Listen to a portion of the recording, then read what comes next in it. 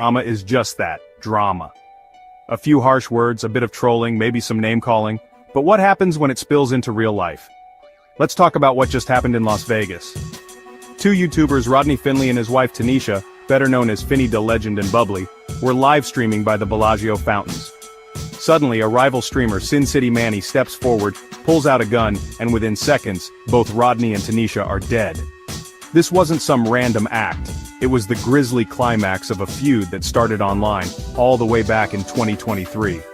It began with insults, escalated to pepper spray, and then snowballed. Arguments, copyright strikes, trolling, personal attacks. What started on YouTube ended with gunshots on the strip. Manny, the alleged shooter, claimed he feared for his life, but police found no weapons on Rodney or Tanisha.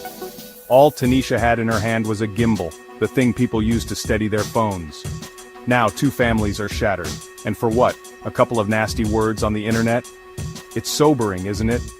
Here's the simple truth. Civilized people don't take arguments from the screen to the street. If you find yourself getting wound up online, close the laptop, put down the phone, walk away. Because no viral moment, no petty feud, is worth a real-life tragedy. Let this be a warning. Your words online matter, but your actions in real life matter more. Stay civil, stay safe.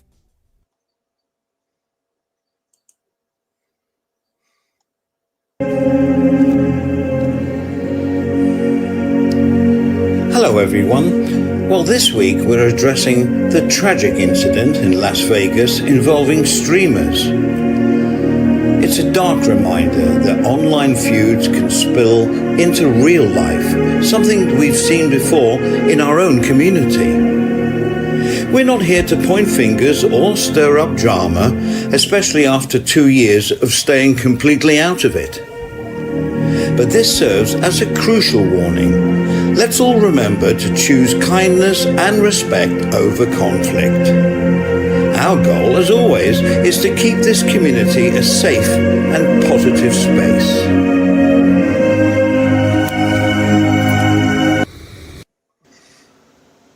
Thank you, Andy. That was beautifully said. Must have a word with you after the show to perhaps organise you doing the eulogy for my funeral. Anyway, joking aside, hello everybody.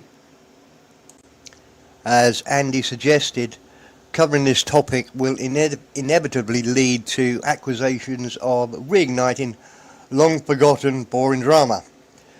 So to avoid that minefield, I'm going to leave it to the courtroom to accurately voice my opinion. Thank you. This is just, I don't understand, like, why on earth these clowns on either side would take. Now, look, he's allowed to roast him on the internet all he wants. And I'm not going to hear any of that, any of those, smoke alarm chirping logic people telling me, oh, well, this is how it goes. You can't just insult somebody. There are consequences. Nah, that's not how civilized people roll.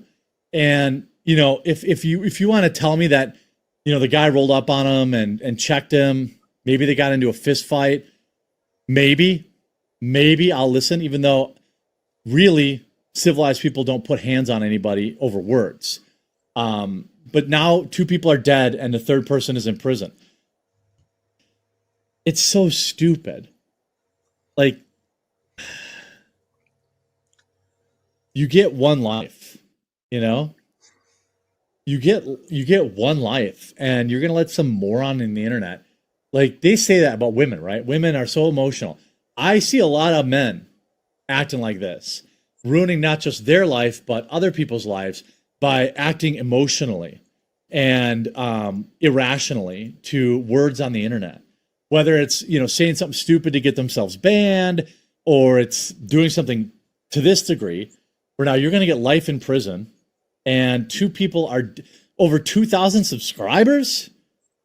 Not that if they had 100 or 1 million, it would have been any different, but it's hard to imagine getting this gassed up over a tiny YouTube channel. Like, what the hell?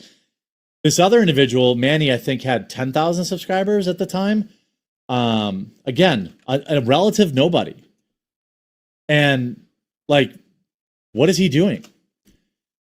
He had 14,000 subscribers. Now he's going to spend his entire life in prison. By the way, after the shooting, he gained 200 followers because that's the internet.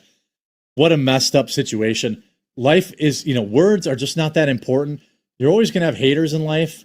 And I just can't imagine ruining my life over it. It's so crazy. What an idiot. I hope you're informed by this video. Take it as a cautionary tale to take a breath sometimes. We'll talk to you again real soon. I'll just add a little to what the courtroom has said. Don't think it's anything to do with intelligence whatsoever. In fact, some of the perpetrators, the ones that have taken it into real life, could be described as the more intelligent within our community. But I would say it shows a ridiculous lack of critical thinking. Critical thinking is simply being able to look at any problem, any situation, and work out what the possible outcomes could be from any decision you make, and sort of looking through all the mist and just working out whether it's worthwhile, whichever choice you make, would it be to benefit. I'm not great at it. I make too many decisions by the heart or the gut rather than the logic of the brain. The best person I know for critical thinking was a trawlerman, a skipper on a trawler boat. And if you think about it, a skipper on a big trawler, fishing boat, who's making life and decisions all the time, constantly, he's going to be very good at disregarding all the white noise you hear and all the rubbish you hear and just working out, is it a good idea to go fishing today? The weather is this, the crew is this, we haven't caught fish here, and they're really good at it. So if you relate that critical thinking to the choices people make here, you simply have to say, well, what's the outcome? What is the best possible outcome from what you're planning to do, to take it into real life, to confront somebody in real life? Somebody said that they're going to eat your baby, rub in relations with your mother, and so you're going to get revenge. You're going to stand up for yourself. The best possible thing you could dream for, I don't think anybody is looking for the death of anybody on here. You want them to bow down to you in some way. So I'm sorry, Steve, you're right. I was wrong. I'm not going to go on YouTube anymore. Let me apologise to you. Blah, blah, blah. You're a super live streamer. I'm rubbish at it. I'm going to cancel my... That is the very, very best you could hope. And maybe a bop on the nose and a bit of blood. In a perfect world, everything goes in your way. Nobody sees it. That's the best possible outcome. If you've got something else in mind, tell me, because I can't see any better resolution than that. So that's the best. What could be the worst? Well, I think just seeing it, everything we've shown up to now shows what could be the worst. And okay, in many countries we don't have guns, but I know a woman in Pattaya who killed somebody with a 2.5-inch fruit knife. I know another guy who murdered 2 people with his bare hands, strangled them. So just because we haven't got guns here doesn't mean that whatever way you go, what's very common is, you are a good fighter, you bop somebody, they fall over, the head hits the paving stone, and they're dead, and you spend the rest of your life in jail. And your family, everybody, it's almost like suicide. Everybody you love is then in shit street, and you've just passed on all your pain to them. So I think that's really all I've got to say. It's just really poor critical thinking. So the next time somebody angers you, just think, look, it's just not worth it. As the courtroom said so beautifully, words aren't that important. And just to emphasise, the courtroom has got a dog in the fight. He's a really successful YouTuber. Works ridiculously. I think he does 5 videos just on YouTube each day, plus everything he does on locals and all the other channels. He's ridiculously hard work. I think he's got a staff of 20 plus. But he's been, what's it called? He's been swatted 3 times. That's where somebody calls the police and says, we think Jeremy, I can't remember his name, he's called Jeremy. We think Jeremy is a terrorist and he's got guns or he's holding people hostage in his house. The SWAT team turns up, raid the house, break it down the doors, and he tells the story. He said, the worst one, his wife was in handcuffs, face down, on the lawn, in his front garden. So he does really understand it, and he knows how stupid all this stuff is. So that's my 2 penny worth. It did go on a bit, but I do think it is important to stress the difference between intelligence and somebody who's very good at critical thinking. I'm average, on both counts. but some people who claim to be higher on the intelligence side are clearly very, very low. They're off the scale bad at critical thinking. That's my bit. Thank you all.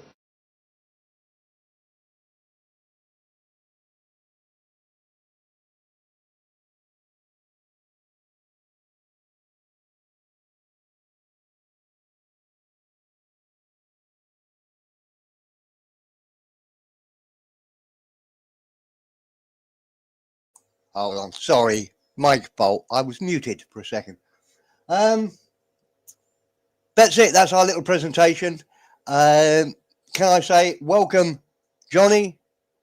Welcome, Clarky. And I don't know quite what's happened to Andy, but let's hope he's okay. How you doing, Johnny? I should have introduced you as another great exponent of very clever critical thinking. Welcome, sir. Hello, Steve, Andy, Clarky, and everybody. My take on it is, if you want to mouth off somewhere along the line, you get caught up with. Simple as that. There's been a lot of, especially in Australia, there's been quite a few, shock jock radio hosts and that think they're above anything and everything, that have walked in the wrong place at the wrong time or the right time, and got woken up to real truths. And you want to run your mouth, you better be able to back it up. That's what I reckon. The shock jock. John, you run your mouth and stuff like that. That's true, John. But some of them you don't know who they are, and they hide behind the keyboard. So they're as tough as all get out. Oh yeah, look, the whole part about it. In the years of YouTube, we know quite a few of them. But the whole part about it is there's they'll get theirs, and that's the truth. And I firmly believe that they will get theirs because they've upset a lot of people, and they're not infallible. They get found. They get, they get sought out, and they get sorted out. Yeah, but do you think it could go like? My take on it is like, all right, so if somebody said to me, "Oh, we're going to dig up your mother and do all sorts of things and all that," my first thought would be, how sad are they? They're under an alt account, they don't show their cameras, and they're being totally anonymous. So what does that say about them? So I automatically wouldn't want to retaliate because I'm thinking of the person doing it. But many people do, and then it snowballs and snowballs. And then if you are arguing with the wrong person, it could go into the Vegas situation quite easily. I don't know, that's how I see it. Well, we had, let's face it, we've had the lonely party in the park, the faggot still in the monster mash in the caravan park. We've had here's your sandwich, sir. So, what the hell? And the obligatory celebration cigar in Phuket. Oh yes, the celebration cigar, and then we've had the buffoon getting a lesson from the school teacher in the shopping centre. Yeah, but do you think in our community it's all very like schoolboy stuff? You know what I mean? Like, yeah, my dad's bigger than your dad, and I'm going to tell my dad on you, and this sort of thing. Or do you think it could get worse? And are people that have left the genre, and they have been, they've left. I don't want to name any names, but there are people have gone because they can't take the trolling. Do you think they left because they were frightened of themselves doing something more, or they were worried about the troller doing something more? You know what I mean? They just Can I answer that one, Andy? Yes, I think absolutely all of these events could have turned into what we've just seen in Las Vegas. Let me think. I mean, certainly. Well, I think we can mention the names of the guys that specifically use that as their content. So Twitchy used the celebratory cigar as content. It wasn't sort of hidden, and he got a severe beating. Quite easily, that could have ended up in his desk.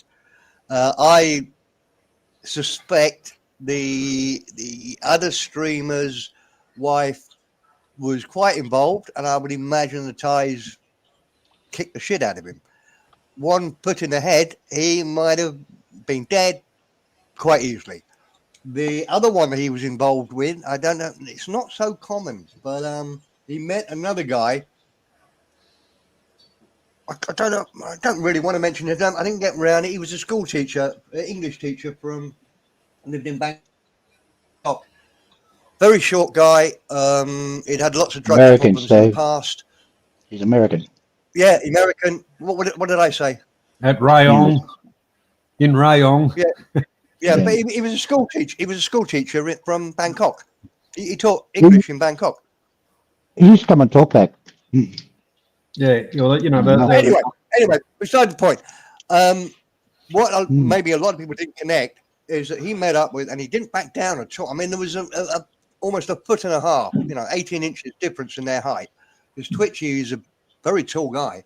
The other guy, I met him at a meetup. I'm going off the tracking, but he's a very short guy. But I heard this little short guy who had drug problems in the past say, "Yeah, I've always got a shib on me, a tiny, deadly knife sort of thing." That could have turned badly. So I take your point, Andy. You're thinking we're just, they're just playing at it, or the guys like, no, all of them. I mean, just think of that. If those girls, the Peterborough sandwich board incident, if those girls hadn't have shouted when they did, a sandwich board, which is fairly heavy, would have smashed into the other guy's head, easily causing the death or certainly severe injury. What was the other ones? Oh, Christ, I won't go into the two most obvious ones, but Christ, either of those could easily have turned into a death of one of the two people. So no, I don't think anything to there's nothing weaker or softer about our community. Every single one of them could have ended up where we would be doing a talk like we're doing now and saying, Christ, do you remember, we thought they were just joking. We didn't know when they were putting the pot noodles on the bridge that it was going to turn into a death like this, Well, you've got you've got Somali when he had to go at the other fellow in that restaurant that ended up taking a swim. Yes, that was all chasing views and look at me and all the rest. Well, it did Somali a lot of good. I think he's still in Taiwan, isn't he? Well, South Korea. South Korea. Yeah, South Korea. He's in. He's not under house arrest or anything, but he can't earn a living. He's living with his gay buddy, and he can't leave the country. And I think he's got a court case coming up very, very shortly. And all the people who know about this say he's definitely going to jail. No question about it. Oh, look, because some of the crimes are sexually. I think it's fake. Oh, what do you call it? Fakery. When they're playing around with stuff, and that's frowned upon in South Korea. So he's almost the judge doesn't have any say in it. He's got to send him to jail. The judge can just say whether it's for the minimum term or anywhere up to the maximum term. But he's got to go to jail. No way of coming out of it. But the whole part about it, if we start thinking back and looking outside of one's typically, it's the chasing views and look at me thing has been going on since YouTube had started, really. Since social media became a part of people's lives, that's where the bullshit from the influencers come into it, which you've got a case of the influencers being sued by the Chinese car company for making their accusations. So, where does it stop and when does it finish? I haven't seen that, Johnny. What was that story? BYO have taken out a case against a couple of YouTube or influencers for accusations about their motor vehicles. Right. Okay. Yeah, I think there is a difference. I think there's a difference between of what like Somali was doing to what the killings in Vegas were doing. That was online trolling. I mean, yes, and I think that's a very good point, Johnny, that these people are promoting almost could be violence. I get that, but I think the trolling side is what people take, I would say, too seriously. And you've got to think about the people doing the trolling. Who are they? They're not their real names. They very rarely would show themselves on camera.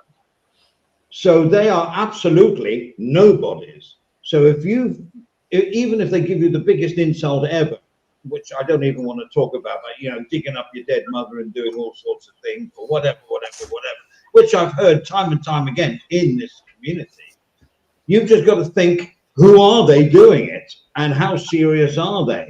But if you took it very seriously, you could then go and find these people, and then, as Perrin said, it would go that one step further. I mean, you've got to be careful, I think. You don't know who you're talking to, do you? Look, the case with Somali was what was the Russian blogger in the Philippines? What's his name again? I forgot. Vitaly? Was it? Yeah. Okay, Vitaly. Vitaly, he didn't do anything overly bad, but what he did was the main thing, and the terrible thing he does was disrespect the Filipino people. So it's not about his behavior, it's about disrespecting the Filipino people. And with South Korea, it wasn't so much, it was pretty bad what he did over there, but it was a matter of just disrespecting the people in these countries. And that's what Asia won't fucking put up with, is that. And the Western world doesn't get that, so they go over there and do what they do in the West and think everything's cool bananas. Well, it ain't. You're going to go to jail. Yeah, do not pass go, do not collect $200. Can I put a question? Can I put a question out there? Do you think, for content, trash talking, and all these communities, and this week I've been looking at other communities in Europe, especially England, and it's very similar. There's some channels very similar to us, but there are no moderators. You see, we give moderators for one reason only, to protect them. Well, isn't that the arse about face? They should be protecting the channel. They shouldn't have to worry about protecting themselves. Doesn't that show how toxic the community is? Give me a spanner, otherwise I'm going to be attacked. I mean, how negative is that? Well, you're right. You're right there, Andy. The one thing about giving people the moderator thing is, they've earned their stripes. You know who they are, and they do look after some of the crappy chat and whatever. It's not as bad nowadays as it used to be. But the whole part about it, but the thing is, you can kind of sit back, and if you can't multitask, you can sit back and continue, on your what you're talking about or whatever, and you're not getting sidetracked by other stuff. That should give a better stream. Correct. The ones that John, I remember back, and I had one guy sitting next to me. He's got the Olympic medal in fucking blocking people. Bang, bang, bang. I'm still talking to him at the same time. Mr. Johnny, so I am. Jesus Christ. I do feel sorry for people that can't multitask. And as you know, I'm pretty good. I can block somebody. I can type into the chat and still talk about what I'm doing. Yeah. I Very can't. good at that. Yeah, good old days. Yeah, but Johnny, you should have gone Andy was into the saying was correct. You get these spanners. Try to look after the site if you can, because there was nasty shit happened last week. But it'd be nice if you guys would look after those with spanners. because they are moderators. They're supposed to be moderating. The idea of a moderator, and there's a few channels, and I see channels that have 2-3 million subscribers and 100,000 people watching. They have about 2 moderators, 3 moderators at the most. And they are just looking after stuff, and they are cool people, and they do their job of looking after they're not there to protect themselves. I mean, obviously if someone has a go at them, they can quickly, time them out or block them or whatever they want to do. But here, and that's been with this community all the time, the biggest topic, spanners, is to protect people. Well, isn't that the wrong way round? Why should you have to come on somewhere, have a nice, decent talk, and have to be protected? Well, I think that's that where the crux is, I think, Andy, a lot of that, especially in this kind of, I don't, genre, community, whatever, it came from because a lot of people were cloning and things like that. The ones that were doing it thought it was funny and whatever. But, none of us think it's funny. I actually think that kind of stuff shows the moral fibre of the person that's doing it, which is just about zero. And there's a few channels out there. Their content is attacking other people. They've always got something to say about somebody else or whatever. When in actual fact, they are, bottom of the barrel. Well, how do those feuds start? Because there has to be a seed for that animosity between 2 people start. Is it one person said something that the other person didn't like? Oh, I don't like that. And then they retaliate, and then the whole thing, as I said earlier, snowballs into he's a scum and he's what. But over what? I mean, these go back years, right? Some of this stuff. Views. The bullshit of I'm better than you. I've got more views. I've got more subs than you. Like who gives a shit? If you're enjoying what you do it.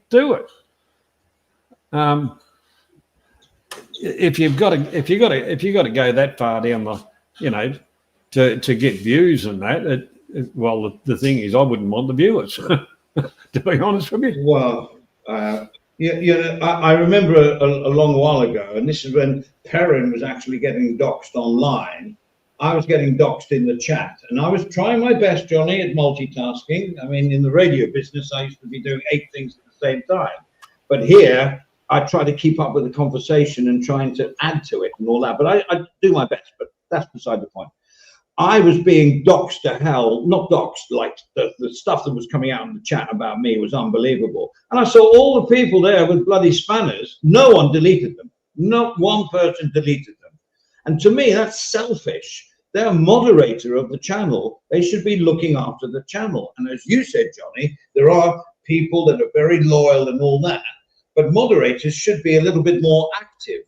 But then again, the way What's Up Thailand's going, we don't need that much moderation because we don't often get trolled. Last week was a bit different, but I think we dealt with it on our own. Do we need moderators? And that's nothing against all the people here, JG and all that. Do you really need a spanner? I mean, are you going to moderate or you're not going to moderate? And do we need moderation on a good channel? That's my point. Well, chew that one over, guys.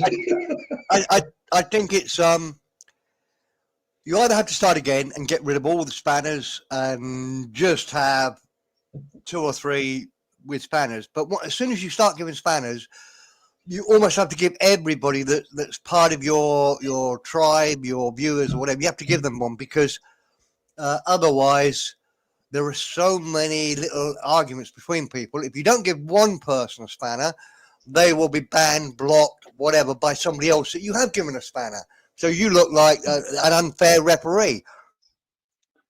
So you almost have to arm everybody up with the same guns as everybody else has. It is horrible. You're absolutely right, Andy. But the Well, only JG, way you got to have zero moderators, or the 2 or 3 maximum, or everybody's got to be a moderator that you like, no, because otherwise exactly, it's unfair warfare. People have come into a but JG says that the spanner isn't needed really. I guess it's a security thing, so it's not a fake account. Well, as long as the fake account is being reasonable, I don't mind fake accounts. I mean, I have nothing wrong with nobody putting their camera on and coming under an alt account because they want their privacy. And this is a public media. We're going around literally, we're going around the world now. So I get the privacy thing, but when they use that to be nasty, I think that's against the rules for me as a person, as a human. They're using it to be a keyboard warrior, With that debate, which is a good one, don't forget that YouTube brought in moderator statuses. You got a couple of different statuses of moderator. So they realised it was a problem. So they brought in the moderator status of, one could just, was virtually, they could block a crappy comment, but, they couldn't do anything more than, scratch a flea if it bloody bit them. But the next moderator up could actually, time people out, do whatever, put out a bit of the judicial, punishment, if you want to call it like that. But, that problem has been there for a long time, and YouTube's did address it to a certain extent just on that conversation. True. I mean, Clarky, what do you think about spanners? Do you, what's your take on them? Spanners, going back to talk back though. Sorry, I don't mean to go back there all the time, but as an example, with me and Johnny and Adrian, even before that, we got hit by fake accounts. How do you know that's JG unofficial in the chat there? Because he's got a spanner. We were absolutely inundated with fake accounts. We didn't know who was who. So we double checked and made sure they were the people and gave them, we'd go to their web page and blah, blah, blah, and give them all a spanner. Before long, everybody in the chat had a spanner, but yeah, they do block each other as well. That's the downside of it. But you get a rogue spanner. You get a rogue spanner and then you're up to Swanee. Absolutely. Exactly. So I've always said it over the last 8 years I've been around. The spanner thing, I get the security thing, but to be honest, I think, any of the Guptas that are on there can see a nasty comment. I can even do that. You know what I mean? And Johnny does it and goes for a haircut and has his lunch at the same time. But you know what I'm saying? Yeah, I know what you're saying, yeah. And it's got its good points and it's got its bad points, but I don't know which way people want to go with it. But, when you get hit bad, it's fucking horrible. You ask Johnny, we got hit real bad.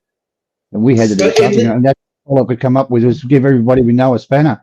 But unfortunately, some of the spanners turned on each other and started blocking each other and blah, blah, blah. Well, and then we're back to the community. You see what I mean? Like what people are weird. I mean, I can name loads of names that I would give a spanner tomorrow to, and they're the loyal people. And big hello to the chat, because you're behaving yourselves as well, and everyone's cool. But do you actually need a spanner? We know who you are. There's another thing, Andy. What Steve said, actually, 2 or 3.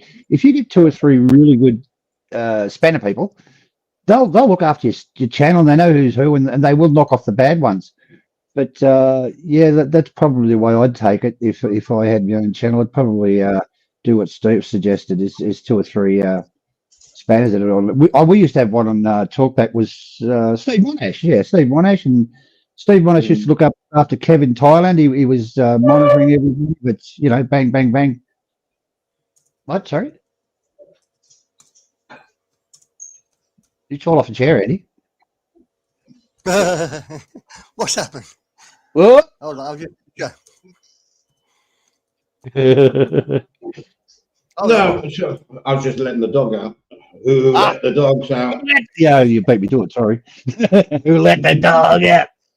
Yeah. No, but I tell you, I mean, we can mention names because he's not really in the genre anymore, and I'm not saying it nastily. Twitchy had one guy, and I forget his name now. Apparently, he's passed away. But back, a year ago, 2 years ago, was one guy, and he looked up, and Twitchy depended on him. So Twitchy didn't have to look at the chat, didn't have to do anything. He did get a little bit out of order. In fact, he had a row with me once because he came on in the chat on one of Sam our panels. Waters. You got the name. Andy. That's the guy. Yeah, that's Andy. the guy. Sam, Sam Waters. He's Yeah. passed away, hasn't he? I heard he did, but don't take it from me. Then that's not gospel. But all I'm saying is that Twitchy had one guy that was part of the team that didn't want to be on the panel, but his job was moderate the chat, and he had one moderator only, but everybody was happy because that was the rule of thumb. You know what I mean? Like, not everyone has a spanner, and please, people with spanners, I'm not wanting to take them away because I know the loyalty thing, but I just honestly don't get it, and I've been fighting this spanner thing for years. Yeah, I just don't see the point. Have said that. You have said that on every channel that I've seen you on. It's the problem is it's a snowballing effect. As I say, once you succumb and say, oh, okay, let's use JG as an example because he'll never take offence. Once you say, okay, JG, we'll give you a spanner, then you're going to get another 10 people saying, why are you giving JG a spanner? Why haven't you given me one? Right. Sorry, mate. Yeah, you're right. You're a loyal supporter of the channel. I'll give you one as well.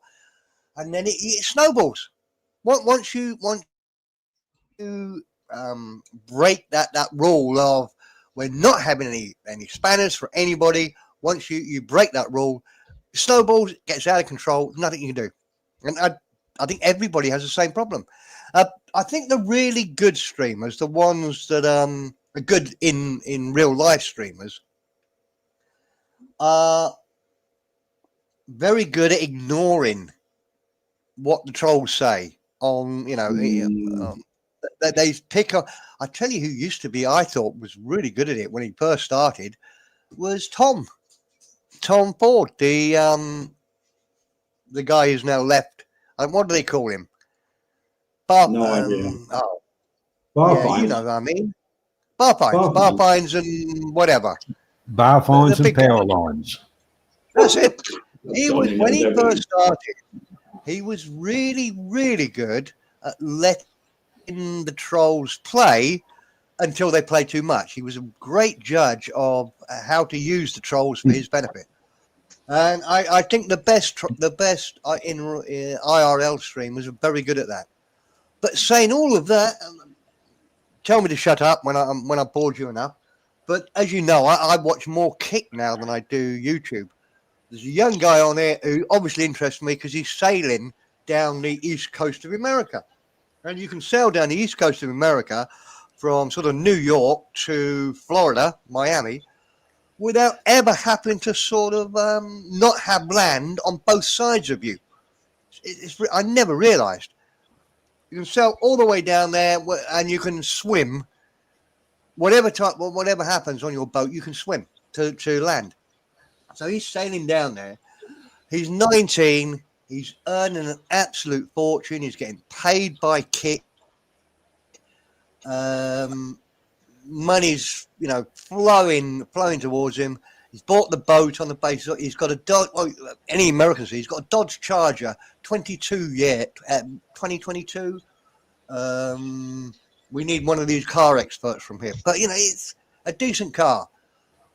And he came on the other day. He says, he's 19, big guy, not ugly, bit dumb, but not ugly. He says, I'm thinking of giving it all up. He says, I can't take all these trolls having a go at me all the time. And I thought, what? You're living the life of Riley, traveling the world, doing whatever you want. You could. He's got the sort of intelligence where he would struggle to work in a McDonald's. And he's earning a fortune. he's saying, well, no, they're bullying me too much, and it's not a comfortable space for me. And but I couldn't believe it, Andy, and everybody here. I could not believe how soft he was. I mean, if I was that 19, earning that sort of money, you could say whatever you wanted to me. I wouldn't care in the slightest. Okay, even my head, I don't care what you say most of the time. Look, I'm not perfect. I care what you say about family, care about that sort of stuff. I can't lie about that. But yeah. It's true. Well, I'm earning $5,000 a day, but oh no, I don't like the nasty things Andy said to me. Fuck, I couldn't believe it. It's just ridiculous. Sorry, another rant over. Sorry, lad. no, that's cool. No, that's good. That's I just don't. Also, we've seen the meetups where they're getting content and views because I'm going to meet this person. I'm going to meet this person. And when they do, everything's fine. Everybody's passive. Everything is okay. So they haven't gone over to the worst thing. And we know in this community, I think it has gone over the top in certain circumstances. Not mentioning any of them, but we all know. No. I think we all need a pat on the back. We've done extremely well, not to mention anybody's names. But I'll just say one more thing. Sorry, I'm hogging it. I'll shut up after this. I'll get a beer. No. I don't think people understand that all these people that said, I'm going to come and get you and, I'm going to meet you. I don't think they understand how crazy people are. I mean, certainly if I'm thinking about it in Pattaya, as you know, and I've got quite a few people I know because I've been going there for so many years. And I've sort of got a group of friends introduced me to another group of friends and another group. So I've got a fair few people over there. A lot of them are fucking crazy.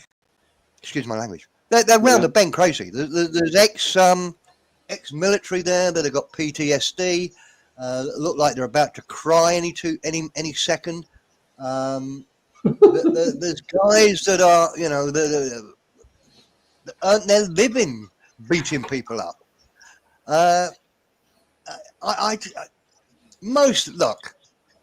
In my whole life, I think I've had. Well, let's put it a better way. I bet Johnny has had more fights on one Friday night than I've had in my entire life. Arthur Shelby. Huh? Yeah. Arthur Shelby. Yeah, and there's lots of people like that. I mean, my guy that doesn't really like me, he's called Mad Jeff. I got a buddy called Mad Jeff, and he walks into a bar. His brother says, well, I'll just sit here. And he says to his brother, you sit here, brub. I've just got a little bit of business to sort out. He walks up to a guy sat at the bar, knocks him out with one hit, and says, I told you I wanted that money back by Friday. It's now Monday. There are people like that there are hundreds of people like that. I tell you how you know how many gangsters there are in Pattaya. Walk around any of the gated, what are they called, Andy? Gated Community. Gated communities. That's the word I was struggling for. Well look done, at Johnny. any of the gated communities. You look, when they build them, they have a wall of maybe 4 foot to 6 foot. 6 foot would be a high wall. Most of them, if you walk around, a normal 4 foot wall fence. The front. Then walk around. You'll see some of them have got 12-foot fences with security cameras and super gates on them. Guarantee these guys are gangsters. They're locked in there because they are worried. And I've lived on those gated communities. Are you describing my house with the walls and the gates? I thought he was talking about Peaky Blinders. It's yours isn't a gated community, Andy, is it? Well, it was sold to me as one, but it didn't turn that way. But I went for my house. Oh, I'm glad it. Andy, it's much better. Honestly, I've lived on. Is it one or two? I've lived on 2 gated communities. 2. One in patio, south patio, and one here in the Conneaut. I don't like them. They're a little bit of the American. What do the Americans have? Slums. People that come. No, they have the people that come round and say, "Well, Mr. Siam, your garage has been open for the last 55 HOA. minutes." HOA. HOA. That's it. What good thinking, Johnny. Yeah, it's a little bit similar to that on gated communities in Thailand. You've got committees running it. You've got Thais living there who don't want to spend any money on the utilities, the rubbish collection, the lights, everything else. And you've got Palangs there that want to spend more. And then if you've got a swimming pool, even fucking worse. Who's taking care of the filter? Who's cleaning it? Who's bringing the chemicals in? Who's bringing the salt water? Yeah. Right, I'm going to shut up. Guys, I've said too much. But that's No, you my haven't. point. You haven't. No. What was the Monty Python's? That's my opinion, and I'm sticking to it. Well, I'm going to the stoning. All right, listen. Right, let's carry on this conversation. We pinned the thing, so if anybody wants to join, but let's just take a quick intermission, and that's a quick one, and we'll see you back on the other side. Everybody okay with that one, guys? Yeah, why not? Good for me. Thanks, Andy. Where's everybody going? To the refreshment center.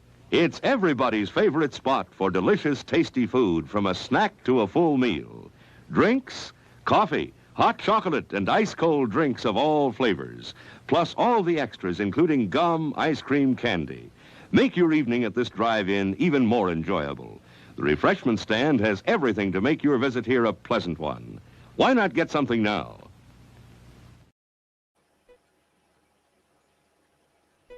You know, it's easy to think that online drama is just that, drama.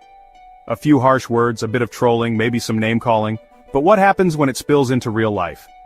Let's talk about what just happened in Las Vegas. Two YouTubers, Rodney Finley and his wife Tanisha, better known as Finny the Legend and Bubbly, were live streaming by the Bellagio fountains. Suddenly, a rival streamer, Sin City Manny, steps forward, pulls out a gun, and within seconds, both Rodney and Tanisha are dead. This wasn't some random act. It was the grisly climax of a feud that started online, all the way back in 2023. It began with insults, escalated to pepper spray, and then snowballed. Arguments, copyright strikes, trolling, personal attacks. What started on YouTube ended with gunshots on the strip. Manny, the alleged shooter, claimed he feared for his life, but police found no weapons on Rodney or Tanisha. All Tanisha had in her hand was a gimbal, the thing people use to steady their phones. Now two families are shattered. And for what? A couple of nasty words on the internet? It's sobering, isn't it? Here's the simple truth. Civilized people don't take arguments from the screen to the street. If you find yourself getting wound up online, close the laptop, put down the phone, walk away. Because no viral moment, no petty feud is worth a real-life tragedy. Let this be a warning. Your words online matter, but your actions in real life matter more. Stay civil, stay safe.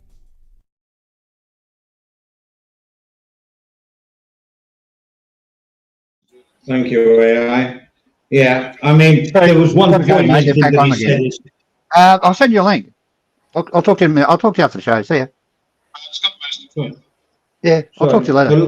You're live on air, Clarky. Aye. All right, he's going to call you back, whoever that was. All right. No, but the poignant word that guy was saying, don't take the words from a computer onto the street. And I think that's, you know, say what you want if that's what you want to do, but don't, you know, even if you're the person that they're saying it to, don't let it go any further. Just take it for what it is. It's an internet anonymous comment. Why take it so seriously? And these people that were involved in the murder, they didn't have big subscriptions. I mean, Perrin can tell me the figures here, I think, if he's here, saying that one had five. Yeah. One had 2,000, the other one had 14,000. And the funny line that we sort of missed, he says it very quickly in that quartering thing I said, was that after the incident, after the murder, one of them's viewers, subscribers went up by 250. And he said, that's the internet for you. Oh, it's horrible. Oh, yeah.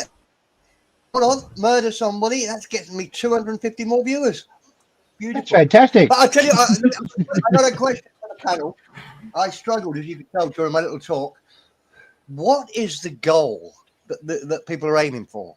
So, Andy, you piss me off. I hate you. You've said horrible things to me. Oh, fuck you, Karen. I know where you live. I'm coming to your house. What is my goal? What am I going to do? What's the best outcome for me? Well, I mean, Yui says that, you know, that won't work if a psychopath is involved, Andy. No, and that's the danger. That is the danger. Yui, you hit the nail right on the head. You know, you can be typing away as a keyboard warrior, but then it all gets out of hand. They dox you, they find out where you are, and they'll come round when you walk into the supermarket and hit you in the back of the head with a baseball bat. You don't need a baseball bat. You can get a bottle of sauce off the shelf. Yeah, HP. tomato sauce, John, so it looks real. No, HP. You've thought this through, haven't you, Johnny? You've thought this through. That's I- He's done it before, but he used plastic anything bottle, a to silly bastard. incriminate me, put it that way. Sorry, Johnny. Say again, mate. I missed it. Say one more time. I'm not going to say anything that might incriminate me. Oh, okay. Fair enough. But, you know, like a supermarket's got a I can lot. remember that story. I can remember that story from Melbourne. Can you, Andy and Stephen? It was the catch-up murders, the supermarket catch-up murders. There was blood and there was tomato sauce mixed together. We didn't know who was killing who. Well, actually, the one thing about it, our group, we've been doing it for about 10 years. You know, a few have come and gone and stuff like that, but we have our kind of semi-regular meetups in Melbourne. You know, I've organised a few meetups over the years. Some of them have been good, some of them haven't been as good as they should have been. But the whole part about it is you get to meet other like-minded people at times. And you get to meet some real fuckwits. But they don't seem to hang around long. I don't know why. I think personally, all the meetups I've had, present company accepted, they've all worked out really well. Well, all the meetings I've had, present company unaccepted. That's it. No, I've met, like, I don't know, Johnny will know because we ran through the names the other day. About 8 or 9 have come here, and I've met them in other places as well. And they've been, but they weren't. They used to troll a little bit. I mean, but troll in a good sense. Do you understand? Trolling can be banter. I mean, Bobby Crush is the king of bantering, you know, or used to be. It doesn't see him around so much now, but he used to take the piss, but it wasn't at the level of other things that I've seen in this community, which are absolutely dreadful. And Jurgen, turn off your bloody YouTube and half the crap you got on if you're going to come on. Half the crap you've got on. Very good, John. Yeah, That's what he does. Bobby Crush is, you know, like Bobby Crush. Now he's a troll, nice Yeah. bloke. He just likes banter. He's a funny bugger, you know. yeah, and that's fine. That's fine. You know, but there's a line, you know. There's nothing wrong with that. But like you say, when you have people that are, you know, attack your integrity and attack anything and everything, so they can get a rise out of you. That's their goal. And you know, you piss them off, and they come back, you know, 5 minutes later because I've already preloaded 20 bloody names or whatever. But that's the one thing about it. If you block and ban them because I've got to put a phone number in, and they've got 20 people on a phone number, that means, yeah, that's all right. After a couple of them being blocked and banned, that's YouTube's policy. 3 strikes, they're out. Then they've got to go and go through the whole thing again. And the ones they haven't used are gone. G'day, Mr. Monash, how are you? It used to be a game. I used to enjoy it, actually. I really enjoyed it. Kept me wits Hello, up. Monash. Yeah, but do you think YouTube is letting itself down on how easy you can make accounts? Well, YouTube, to me, YouTube stuffed itself. Well, one is being scabby pricks with ads and God knows what, and dictating what I do. Somebody else with triple the subscribers can get away with it. They don't seem to worry about that. Their policies are not across the board. No, but what I'm saying is, how easy is it to make an alt account? You know, it's very easy. Email account and you get, so that's what I'm saying. Should there be some more security before you can chat? It's even easy to make a clone account. Yeah. So my point is saying YouTube is a multi-billion enterprise now, and actually I don't have any problem with the ads because when you join for free, you get 2 million, 3 million channels you can watch. I don't mind that, and I'm not a premium. I don't mind. I just skip the ads when they come along because I won't do it. That's my principle. But I don't blame them. But what I do blame them is that they can make innocent channels like ours and millions of others susceptible to alt accounts, where it's so easy to just make an email account, put a false name, and you can join any chat you want and say whatever you want. You get struck, you get banned, you just open another one. That's what now, is that Google? Well, which is the same thing anyway. I think there should be some sort of, I hate to say this because I'm against any security things, but it would actually protect us and we don't then have to put spanners up. So the word you're looking for, Andy, is verification. Yes, that's the one. Yeah. Clark, you want to talk on the subject? Oh, thank you, John. Listen, in China, they've got their own thing. I can't remember what they call it. In there, you have to hold up your passport with your head on it, and they'll give you an account. They don't have trolls. They don't have people imitating accounts and shit like this. Now, your problem comes back to YouTube. YouTube is a free program, and it's for the people, and there'll be no ads on it. So come and join. Yeah, fucking bullshit. Look at it now. Anyway, so it's a problem that's created by YouTube. They'll let me go and start a Johnny Siam account if I want to. I can even use his avatar, and same with you, Andy. And this is where the problem starts. It starts with YouTube. Well, there you are. Yeah. Well, yeah. I mean, you've just said everything. And then if everybody did what I want, if YouTube did what I want, they go, oh, it's now not democratic. Oh, what's going on here? We no free speech.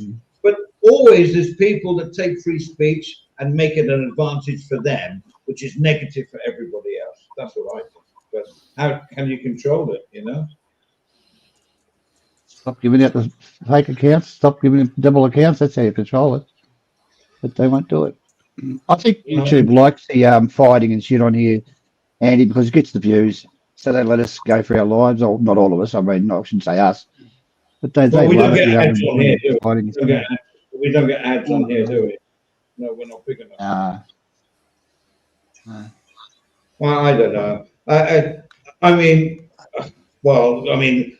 I had the radio experience. Don't want to go down that way, and then I got to YouTube and I saw. I was thinking of opening a channel because I thought, hey, I can do what I used to do on radio and everything's cool. Then Talkback Thailand, I don't know how, and I clicked on it and joined the panel. I thought, oh, this is great.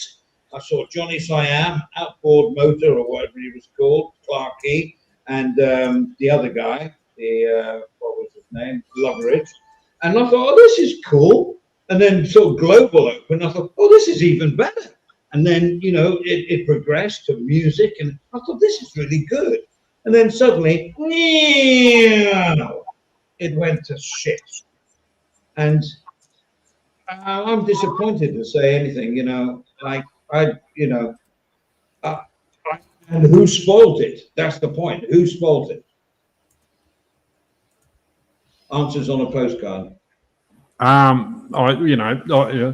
They're real. Well, within a lot of different genres and whatever, there was always the same type of person, the wannabes, and like I say, attacking others or whatever, just to get views, to get their numbers up. They're just pathetic human beings, as simple as that.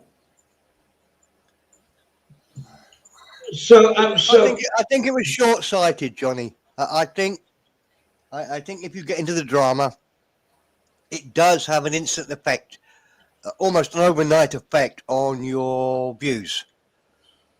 But there's almost a glass roof on that. As soon as you start going down that road, there's a limit.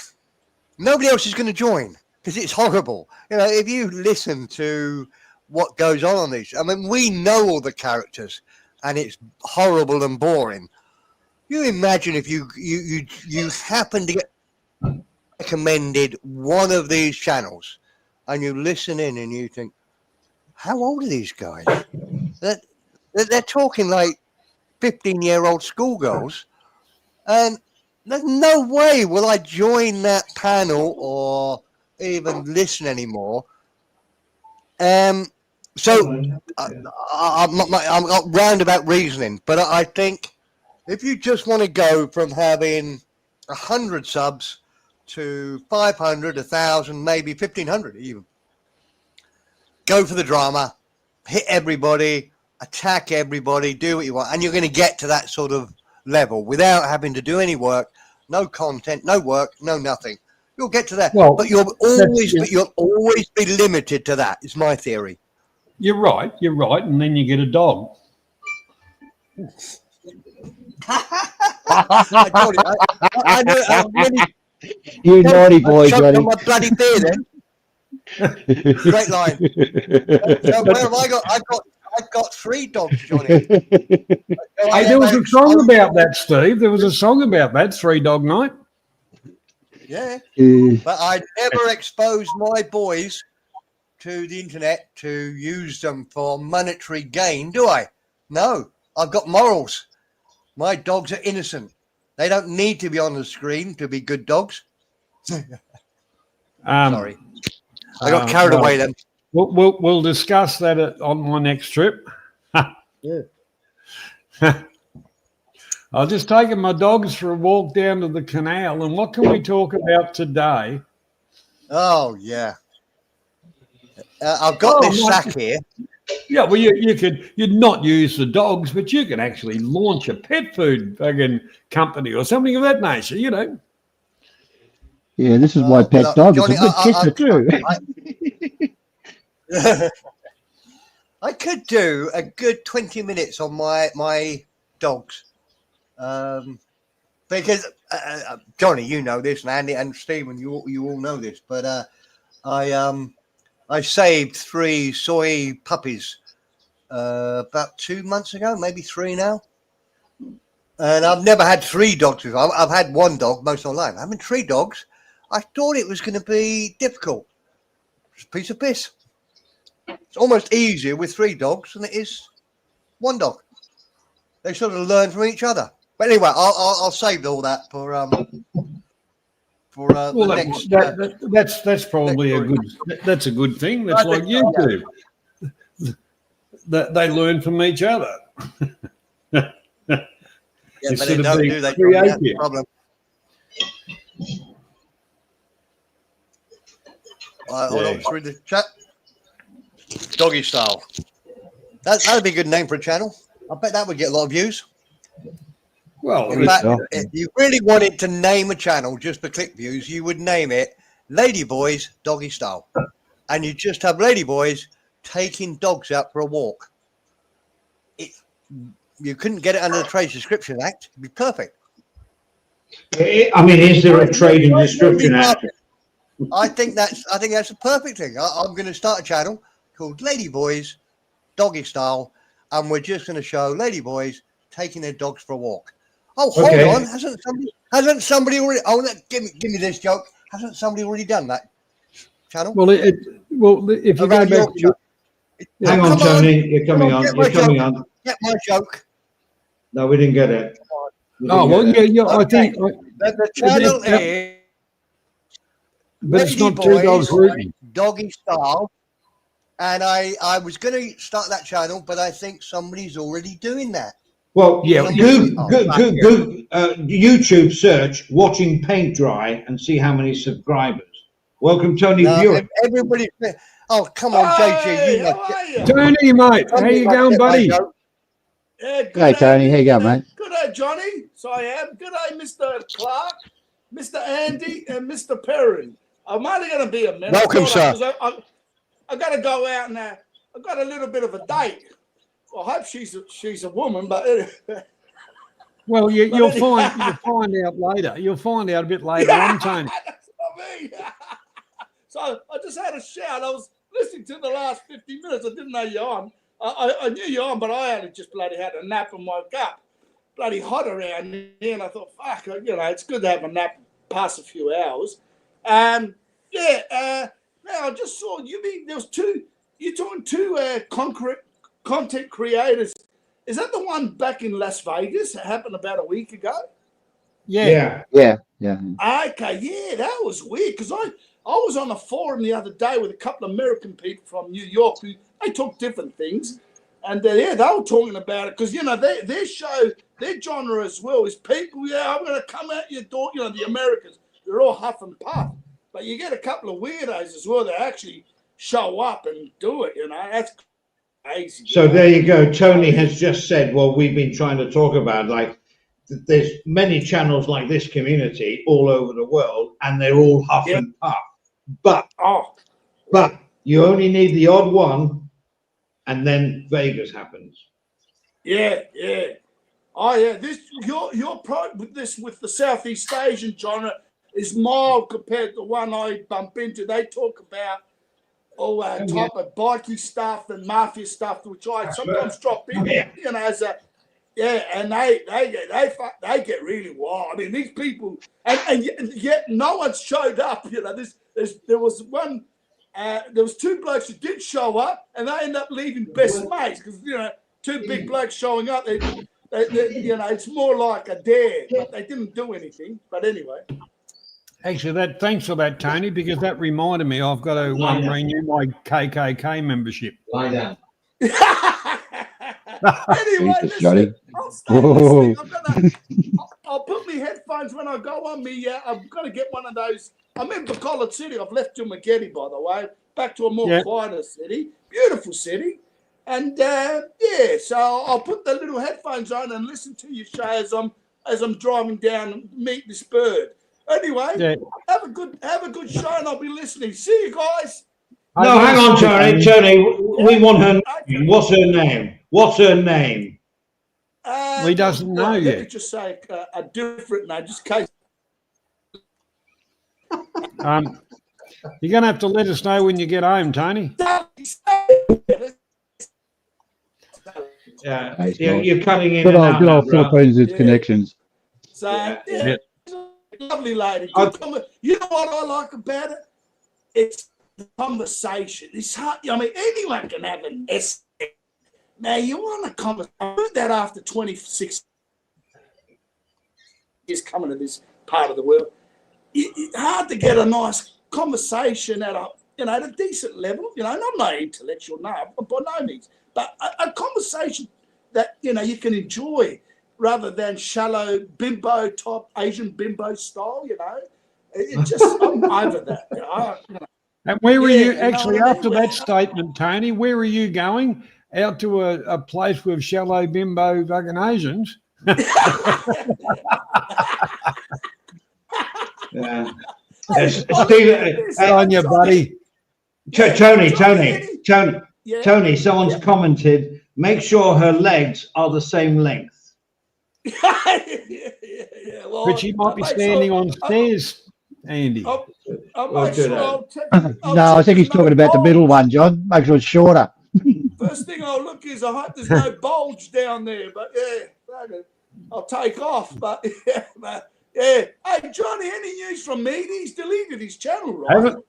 I haven't heard from him. I've been trying to ring him. I haven't heard from him. I'll have to give Robert a ring, see what's going on. Yeah, the Kiwi Mindanao Kiwi, because he's deleted. No, he's just disappeared, man. Fair enough, I suppose he's got reasons, but yeah, that's a bummer. I used to love his show, you know, that's a Philippine genre. Anyway, guys, you have a nice night, huh? God bless you. Take care, Okay, mate. bro. Okay. See ya. See you later, mate. Well, hey, we got bloody StreamYards putting an advertisement on here. New to streaming or looking to level up? Check out StreamYards and get $10 discount. I had that the other night. I had a situation the other night. I was talking to a chap and he started shit-canning us. And I said, well, put a link up. And I used some stronger language. And I said, well, come on, instead of mouthing off, just put a link up. He said, well, you start the channel up. I'll talk to you there. So I actually put a link. I put a link in from my channel, and that same ad thing come up. Well, there you go. Stephen Monash with the extra leg, which reminds me of that song by that paedophile from Australia. I'm Jake, he's British. Little, with my extra leg. Little. Well, what did he speak with an Australian accent then? It's just a fake. That was he lived here for a little while to gain some popularity, then went back to England and did what a lot of British people do. I thought he was friendly with the Bee Gees. No, he was born in England. That makes him English. Well, the Bee Gees were actually born in England, but they spent a lot of their time in, not all of them, mind you. Yeah, John. New Zealand, and then they moved to the lucky country and became Australian citizens. John, but there was a hell of a lot of re-education had to be done to them. Oh, yeah, you had to smack them around the head and body with the yeah. But that's the way it is, I suppose. Don't start the Pommy and Aussie war here. We got two Poms here. Parrot, get to the front of the line. You're cannon fodder. Go for it. Oh, that's typical. Yeah, that's right. That's right. What, John, if someone moved to England and they lived a better life and over there, we'll say whatever in the world, would you be jealous of them and start bunging shit on them and stuff like that? Of course. You've got to. Of course, yeah. So you've got a bit of pom in you too, have you? No, I'll tell you. I've got a pommy next door neighbour. Knowing me back in the 60s or 70s, if I knew about going to Australia, I would have been way open for that. It sounded lovely. You know, get out of England. Andy, you broke up there. Can you repeat that? No. So he wants to put the record. The other day on my browser suggested this channel, and it was two people that come over from England. Our first 2 weeks in Australia, and I thought, I'll watch this, and they're carrying on. And I just typed in, do yourself a favour and fuck off back to where you come from. Oh, that was a bit. I wasn't going to give them £12 like we did with half the others and send them back. I thought it was £10. No, it was 12. Oh, was it? And that's a lot of money. Inflation. Yeah. Well, the reason I come up with inflation, Steve Monash was talking about bloody blow-up dolls. So that's where the inflation came from. Yeah, I never thought Monash was a pervert, but he's obviously now revealed his true self. Hello, Stephen Monash. I'm thinking to buy an AI girlfriend. Well, good luck on that one. I think it's a good idea. No problem. I mean, whatever. Yeah, but Andy, he's joking. Oh, is he? He's not joking. He's not joking. Hey guys, can we change the subject for a second? Because I've been following a little bit, like I guess we all have. About that blow-up doll one was overinflated, yeah. Yes. Well, you got me on the inflation thing, yeah. Was that plane crash in India? I mean, that is unbelievable. Oh, yeah, wasn't that good? Johnny? Good. No, but wasn't that good? You know, the plane took off, and there was, you know, the plane spotters and all that. They were saying, well, that's a fault. Well, what happened to their ground staff, their checking, their maintenance, and all of that? Well, they reckon what it was, and because I've been following it, because you know planes don't normally do that, especially like a Dreamliner. But and I don't normally. Well, we don't get many plane crashes of that multitude, right? But what I thought was the guy on the right, the co-pilot, instead of putting the undercarriage up, he put the flaps down because they're side by side, and that's why I didn't get any lift. He got all the drag, and it did. But well, that's my theory. I've seen everybody else's theories from pilots because they're all over the internet now, and that seems to be the main reason why they did it. So pilot error. Well, I'll tell you what surprised. Sorry, Johnny. I was just, well, you know, I do watch a bit of aeronautical type stuff. I looked at it, and you know, by then you're right, the landing gear should have been up, but the whole thing about it, you're right with the flaps, because they weren't getting any lift. They you know, they didn't clear those buildings. It was just bang straight into it. You know, that's what you get when you hire somebody that with wonderful wonderful qualifications from their local, you know, soil. I don't think they probably had qualifications from, you know, KSN Road or something like that. You know, he had thousands of airplanes. He had thousands. They would have had one of them. Well, I mean, to me, it was just like, you know, when you take off, we're all bouncing along the runway, and then we see the ground disappearing. And I don't grip anything apart from the wife, and I do that anyway. And you know, we go up, and there was always that 2 or 3 minutes of, yes, we're okay, you know. And as soon as you get that ding dong, it's all free for all. So those guys, and I feel sorry for the passengers, they saw all the land going away, excuse me, away, and they thought, oh, here we go, we're going up for a night, we're going to get to Gatwick in 7-8 hours, and everything's fine. And then suddenly it just like, it was the good part, it all happened very, very quickly. But, you know, well, it's safer to fly than to cross Sukhumvit Road on a Friday night. Statistics prove that. But I tell you what, you never know, right? I wonder what compensation the airline will do. We'll say, oh look, that flight didn't quite work out. We'll give you a voucher for another one. Oh, don't. Yeah, you get the flying miles. We will say from here to Gatwick. We'll give you those flying miles. Not that you did any of them, but we'll give you. And we'll give you give the family a voucher. So if they want a free flight, they can have that. But other than that, you know, tough luck. But apparently that plane flew from Sydney across. Yeah. Now it's kind of making me think. Well, if that was the crew, how the hell did they get out of Sydney? Did they change pilots in India? That I don't know, but apparently that plane had flown from Australia to over there. Which is how long is that flight? Oh, that'd be, about 12 hours, 12 or better, you know. So they had a crew change. They must have had a crew. Oh, yeah, they would have had a crew change, yeah. But I don't think the plane itself had a fault. Well, I'll have to have another crew change too, John. Oh, yeah, but that's okay. The new crew will get the flying miles and a free ticket. Mm-hmm. Can I relate a little story to your flying miles thing? Because it is so appropriate. When the Titanic went down, all the staff on the Titanic, their pay was stopped at whatever time it was in America. I'm guessing sometime in the early morning. Their pay was stopped from that time because the boat wasn't there anymore.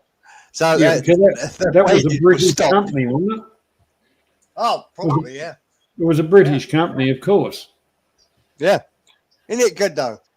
Oh, God. Yeah. But hang on, they didn't clock. They didn't. People Steve, criticise trade unions. yeah, Oh, but sorry. hang on, they didn't clock off. They didn't clock off. So that way, No. until they've clocked off, they still deserve to be paid. Mm-hmm. That's right. I agree, Johnny. But that All is they a have to do great is collect it. example of why trade unions for a long time in the UK was so important. Because we had crappy laws like that. And it was only trade unions that gave us a bit. And I would suggest that it happened in America as well. You look at the middle class in America, middle class in England in the 50s, 60s, you only had one breadwinner. My granddad could go out and work. My grandmother did work, but she didn't need to. She brought up the two daughters first, and then she went back to work. Lived a lovely middle class life with, always lots of money. Where am I going with this story, guys? Well, I can help Bring me you. back. I can help you because most people now Go. in Europe work on dual salaries. So the husband and wife have to work to maintain a semi-good standard of living. Whereas back in the day, and I'm not, sexist or anything like that, the woman's job was to bring up the kids, be behind. Sorry, Johnny? No, I'm talking to my wife. Oh, that's very appropriate. So, the point is, that was the thing. It's very sort of like a working man's class view on things, I think, even back in the 40s or 50s. But wasn't it better, Andy? Wasn't that a No, more perfect world where no, the man goes to work and we only need one income? no, I mean, no, my bollocks. dad. No, what? I don't know where you come from. My dad didn't have a great job, but I mean, he was certainly middle. You'd say certainly middle class. And at 25, he could buy a house on the outskirts of London. In fact, he bought a masonette, so he could rent out the 2-bedroom place upstairs. My mother worked. She worked at Greyhound track. Well, there you go, two incomes. But she didn't need to. And what 25-year-old man now could buy outright a terraced house in southeast London? Oh, no way. And the other thing he always says in stories when we talk about football and stuff, he could go and watch Chelsea or Arsenal. Up to him, the money was nothing. It cost him that. If there were different kickoff times, he could see both games, no problem. Wow. See, my parents, my dad was at the end, was a headmaster of a primary school. My mother was a deputy head of another primary school. So we're definitely dead in that middle class. But money was not easy to come by because their salaries were like, I mean, I don't want to say now how much they earn because in depreciation it's like nothing. So they got £6,000 a year or something like that, but it's close to it. And so money was tight, but they were middle class professionals, and they had to work to put me through school, and my elder brother and my younger brother. That's all they were keen on doing is school us and educate us. I made it sound like my parents were rich. Yeah, they you weren't did. by any stretch of the imagination, but they could. I mean, my dad was a surveyor in London. Did you go on holidays when you were a kid with them? Yeah, Butlins. Did you go to Brighton Beach? No. I'm just joking. We went. I know. We went to Bognor Regis, and what's the other one beginning with C? Oh shit. Bognor Regis. Beginning with all C. that. Yeah, I think so. Yeah, there's another holiday place there. C. But I could be wrong with the C. There was sea. Look, Andy, follow this joke. There was sea there.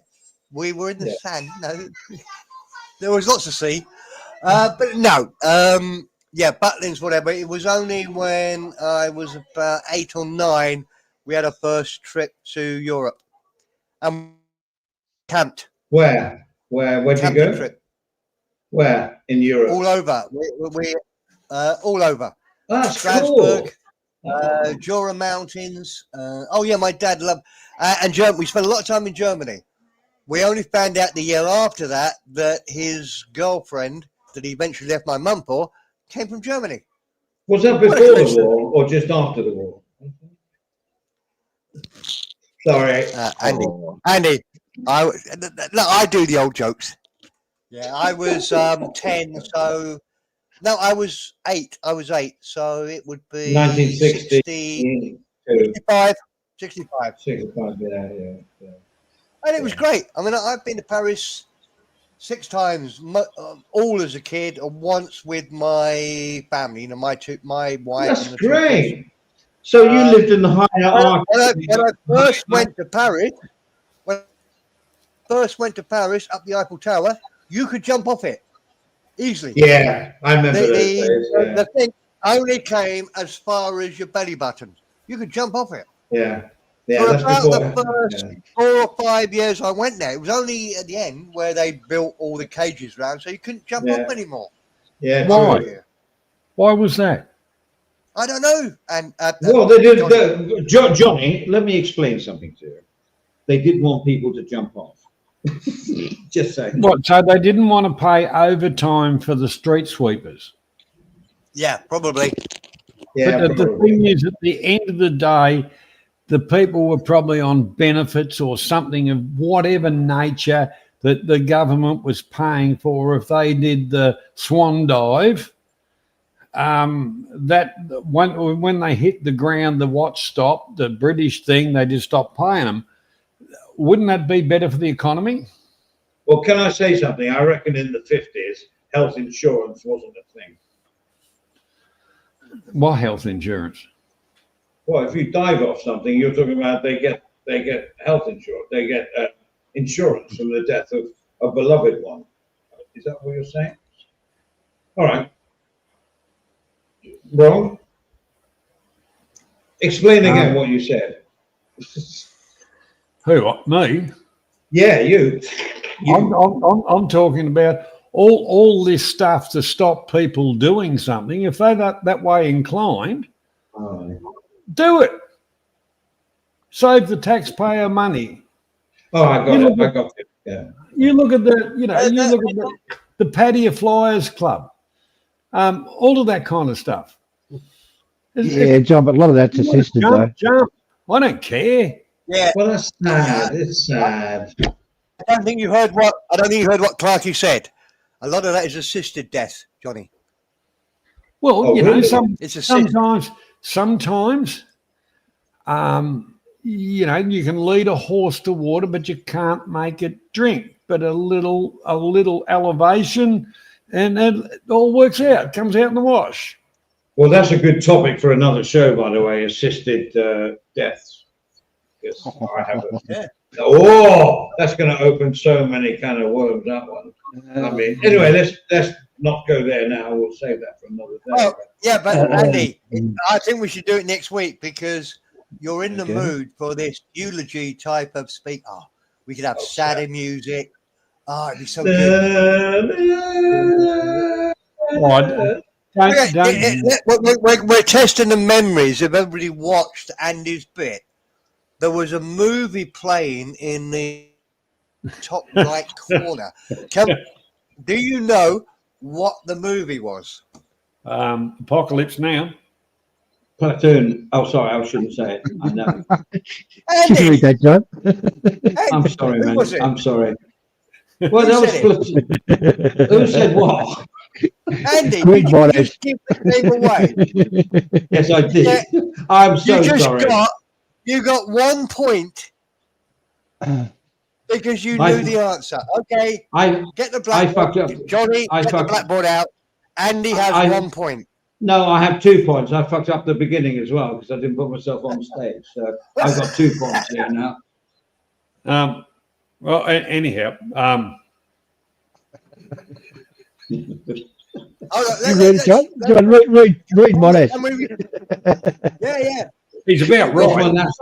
We went on What's strike. on that, sir? We went on strike when we moved to a 40-hour week. Was that coming down to a 40-hour week or going up? Where were you when it started? How many hours were you working before they said you're doing a 40-hour week now, you guys? He was on 20. They were supposed to work 60, but that's when they found out they were all bludgeon, and they said, "You useless bastards! Now you got to work 40 hours." Okay. Yeah. The rest of us went on strike to work 38 hours or 35. I do remember the American thing. The American thing.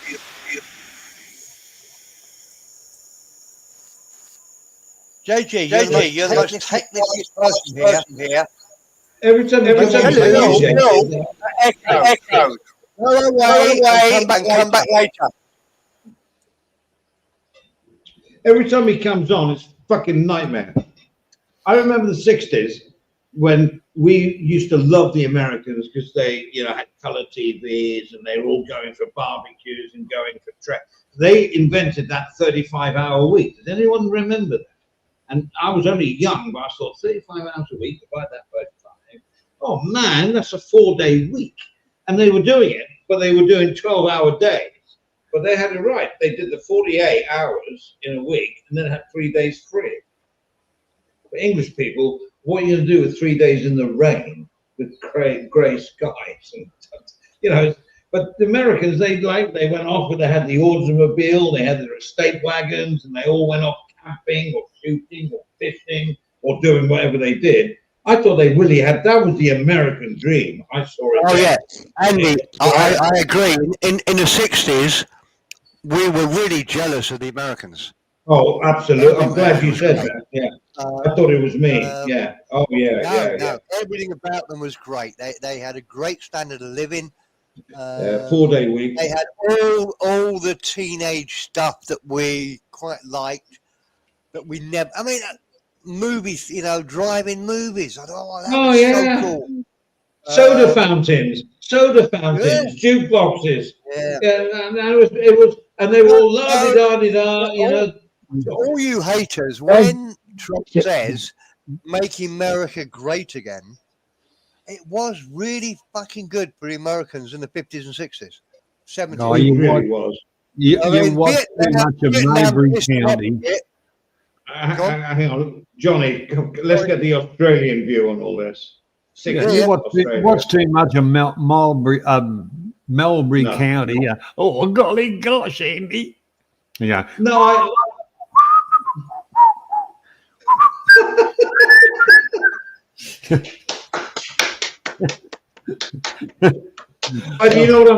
but Perrin, because we're the same age roughly, so he's a lot younger than I am. But the thing is, he knows what we felt in the 60s. We looked at the American and the music a little bit as well, because they were the ones doing all the radio stations playing the music. We were stuck with a bloody BBC.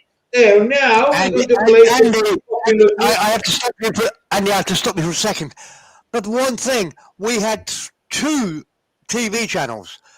Occasionally, in some parts of the UK, you had 3. BBC One, ITV, and if you were lucky, you had BBC Two. The Americans had 20, 30, 40 channels. I can. Let me interrupt you there. Our first TV, which all the neighbours came to watch the coronation, apparently, in 1953. But when I can remember at 4 years old, it was a tiny little screen with a magnifying glass over it. You could only get one. Yeah. BBC One. That's all it was. There was no ITV because they wouldn't want commercials. They wouldn't. And when BBC Two started, all day long they would do intermission videos of powerboat racing in Australia. It was great. Lots of stuff about Australia. lots of the Amtrak trucks in America. The And you trains. just watch, and I would just watch. I'd just watch, Andy. I would sit and watch as a young kid. I'd sit and watch this shit all day long. Well, I mean, people take for granted that you've got TV on all the time. In England, TV would stop. It would stop maybe 10, 11 o'clock. Oh yeah, you'd you'd have- play the national anthem, that'd be it. Yeah, and then it wouldn't come back on until Kids TV the next day. Well, thanks for that, Steve. I'm starting to understand a few things about the British. You know, Stop it, Johnny. when you were listening to Day Trip to Bangor, everybody else was listening to Elvis, you know, bloody Chuck Berry, you know, the whole lot of that. And you were, didn't I have a lovely day? We went to Bangor. I said, Oh, that's all right. Who said that? I heard somebody's clip that. It's brilliant. But the whole part about it is, you know, you saw powerboating in Australia and you saw a lot of other things. Didn't you kind of click onto it that the British were telling you there's plenty of other places to be except for there? I've got an apology to make. I thought I'd added JG to the stage. I really, honestly, JG, I really intended to add you. And I just noticed That's you're not how adding. you put it. No, honestly, I'm not. You know I don't lie. I thought I hit you to the stage. Yes, you do. Surprised you didn't interrupt any of us. I just saw that you were still backstage. So, JG, welcome. Always a pleasure to have you here. What's your view on anything?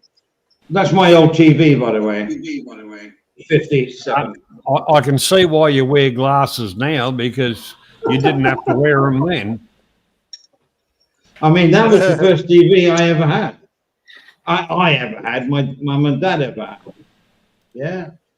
And do you know what? For 4 years later, we got a telephone, and it was the old black thing that looks beautiful now. But, you know, the old one, the old black. And I can remember the telephone number, 743-2668. Oh, you didn't have the winder in the middle of it where you ring up the exchange and then ask No, bollocks, I'm not that old, bro. God, come on. What? My telephone number, the first house telephone I had, was 01392 56482. That's bloody good. Yeah, there you go. That is going back 58 years. I'm gonna dox myself and say my first number was 7436288. Try ringing that one now. Well, our first telephone number was 272, and there was a transport. There was a bloke that had a transport company, you know, tray trucks. His was 270, and half the time we used to get people ringing up saying, "Oh, can you pick up some cows for me tomorrow?" No, you need to talk to Harold. But I'll let him know. And then you got back onto the exchange and said, "Oh, can you let Harold know that he?" But if you were going out for the night with the old exchange, you'd ring the exchange and say, "Oh, we're going up the road to play cards tonight. Yeah, no worries. I'll send the calls through to them." It was friggin' great. That was some of the things about the past that you don't get in the present. Well, I mean, when we got this telephone, we all stood in front of it and just looked at it. Go, oh yeah, and I can remember the curl, the cable, and everything. And I can remember the smell. Even now, I can remember the smell. Oh, it you're was in like plastic. Oh shit, eh? Yeah, I know. Yeah, well, we didn't have.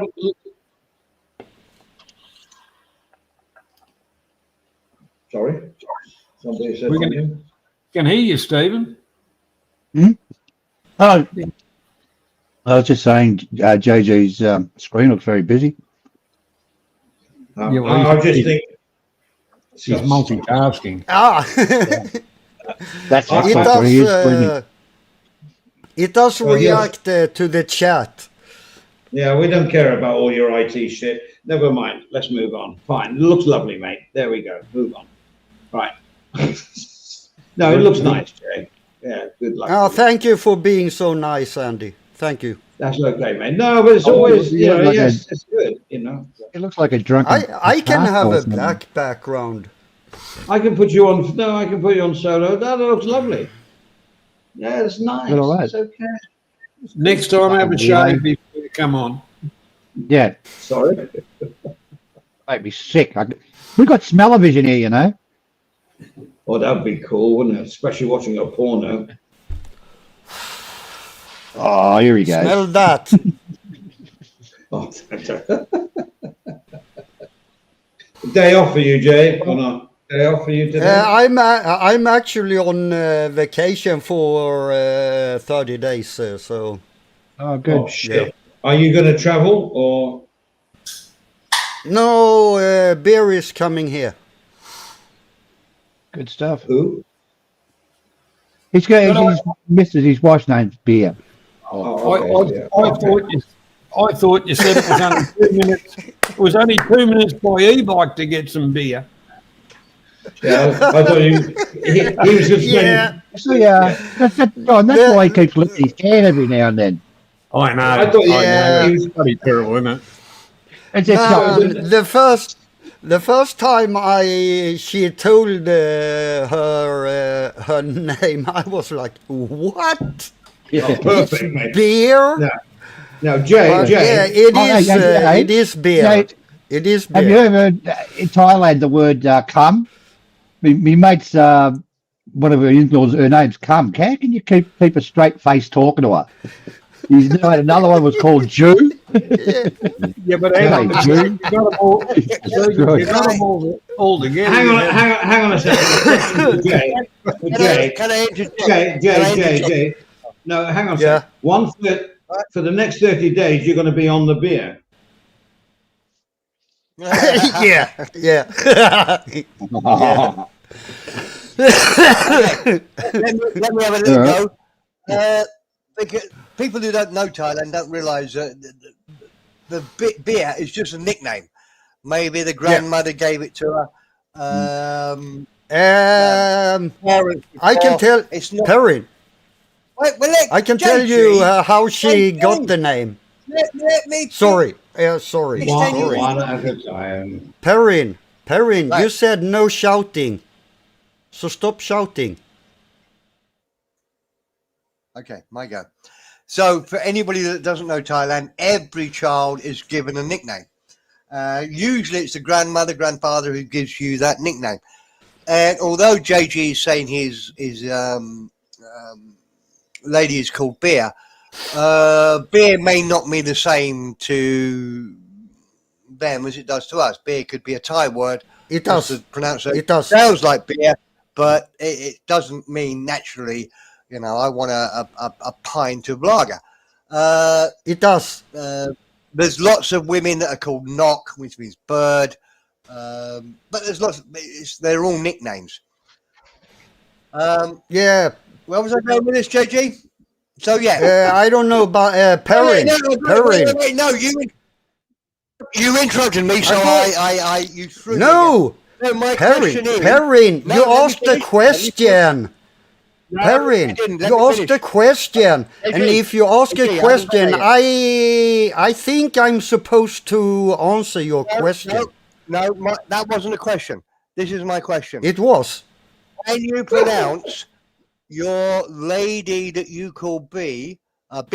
Can you pronounce her real Thai name? Kind of. You really don't want to do that, Jay. Kind of. No, of course not. I won't say it here. Come on. Well, I'm not. I might be stupid, but I'm not a moron. JG, I'm honest. I can't. I can. My wife's nickname is Pom, right? Pom, Pom, and her real name is Super Sine. Well, Okay. why did she get the name Pom? Because she was going out with one, or No, I know that's so Uh, funny. Her it's dad used actually to throw. Her dad used to throw stones over the water, and they go pom pom pom pom pom pom, and that's how he gave her the name. And so that's what Pom's parents actually say. a Their nicknames. Sorry, Clark. Pom's actually a common name in Thailand, Johnny. And that what I was saying about that girl, it's you've met me, mate, up in Shanghai. Well, he's yeah, the lady, the young girl that's living with him, the couple. Her name is Cum, and I found it very hard to keep a straight face when he told me her name. Right, eh? And she's a hell of a good looker too. G'day, Cum. yeah. Yeah, You know, it you and kind me, of Johnny. makes me laugh. It makes me laugh because I always remember the old Native American. You know, when a child was born, they walked out, and the first thing they saw, they named the kid. So, you know, kids with two dogs fucking, deer, I've bear, heard that. whatever. Ah, come on, Johnny. How old's that joke? I know, but it's a good one. Yeah, that's not bad. And let me just say, gentlemen, you totally spoiled that joke, Johnny. It's a much longer joke than that. It takes a lot more effort. You got the boy saying to his mother, oh, and I can't do it now, but no, it's a much longer joke than that. Two dogs fucking. Yeah, it's at the end of it. You're supposed to say, "Why you ask? Two dogs fucking." Yeah, yeah. Oh, Johnny's upset now. You Perrin. spoiled the joke, mate. No, there's no there's no coming back from it. You gave the punchline in the story. Never mind. He's gone. Shit. No, he's just having a smoke. Yeah, he goes out and has a smoke. He said, "He'll be right." Perrin. Yes. Thank you. No, I just wanted to explain how the name beer came about because you were talking about it. Excellent. Yes, you're right. It was because her father loved beer. So they thought that was the logical name to give her. Wow. Are you sure? Yeah, yeah. No, that's not honestly, JG. Yeah, I know a lot of people criticise you. I hope you know I never do. But that's not normally how nicknames work. Beer is an English word. Yeah. It'd be unusual for a Thai to give. All her his family daughter- have I'm not- English names. Oh, okay. Okay. Yeah, It's but just- it look, might have been a I'm not different doubting thing you. 50 years ago. You're wrong. It's just I've not heard that story before. I mean, my one wife is called Lek, which means small because she's small. I know so many legs. Yeah. Much bigger, That's and they not still funny. call her Lek because I would imagine when she was a baby, she was small. But now, you wouldn't have a fight with her, JG. I'd bet on her. But she's still called Lek. Small girl, but she's not small a little bit. And it's usually, I mean, Knock is very popular. Andy, you might know this. Nana is very popular. And that I always hate that. I've known lots of girls called Nana, and I think of my grandmother. And I think, no, you don't look like my grandmother. Why are you calling Nana? Isn't their first name Soy? Sorry. Think about it. Think about it. I'll give you 5 seconds to catch up on what I'm trying to do. Look at you. Andy, I'm laughing. Don't laugh anymore at it. But now I want to know why they call Nana. What does Nana mean in Thai? Mana or Nana? Nana. Nana. There is a huge Nana is a business, isn't it? A big family in Thailand. But I don't know why they're called Nana. No idea. No. Yeah, look, Yeah, guys. but like I said, they all have English names like beer. Yes, Clarky, I started to talk before you. didn't. I was So talking, what then you is the jumped straight into problem, me. Clarky? You very, very Clocky? naughty boy. Clarky, I started to talk before you. I can play it back So and I can you show are you the naughty, proof and the evidence. Clarky. I think JG's right. I think JG was talking first. According to Oh, my fuck it, mate. all right. JG, you'll go.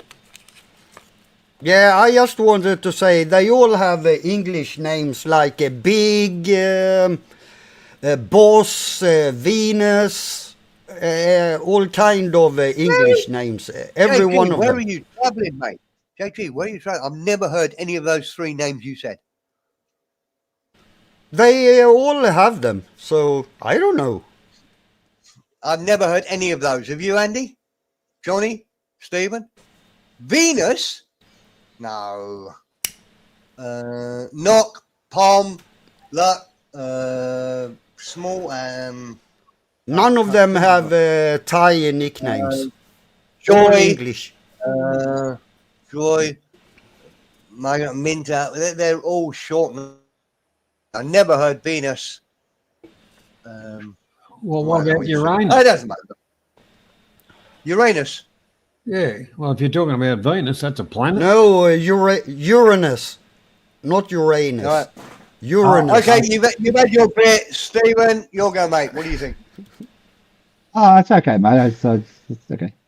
Oh, yeah, it sounds a bit odd to us, some of these names, but in Thailand, they understand them. They don't think it's odd. And a lot of these names were picked out in the 50s, I guess, because from some of these ladies. And, well, that's just the way it is. If I go to a place and say, "G'day, come," in front of a lot of Thais, I mean, they'll probably half ignore it. But if you go into a pub full of Falungs and say, "Hey, g'day, come," they'd probably kick you out. So that's all I had to say. Say that again. Good day, cunt. Sorry? Did you say good day, cunt? Come. Come. C-U-M. Come. Oh, good day, The name's cunt. Come, Steve. C-U-M. All right.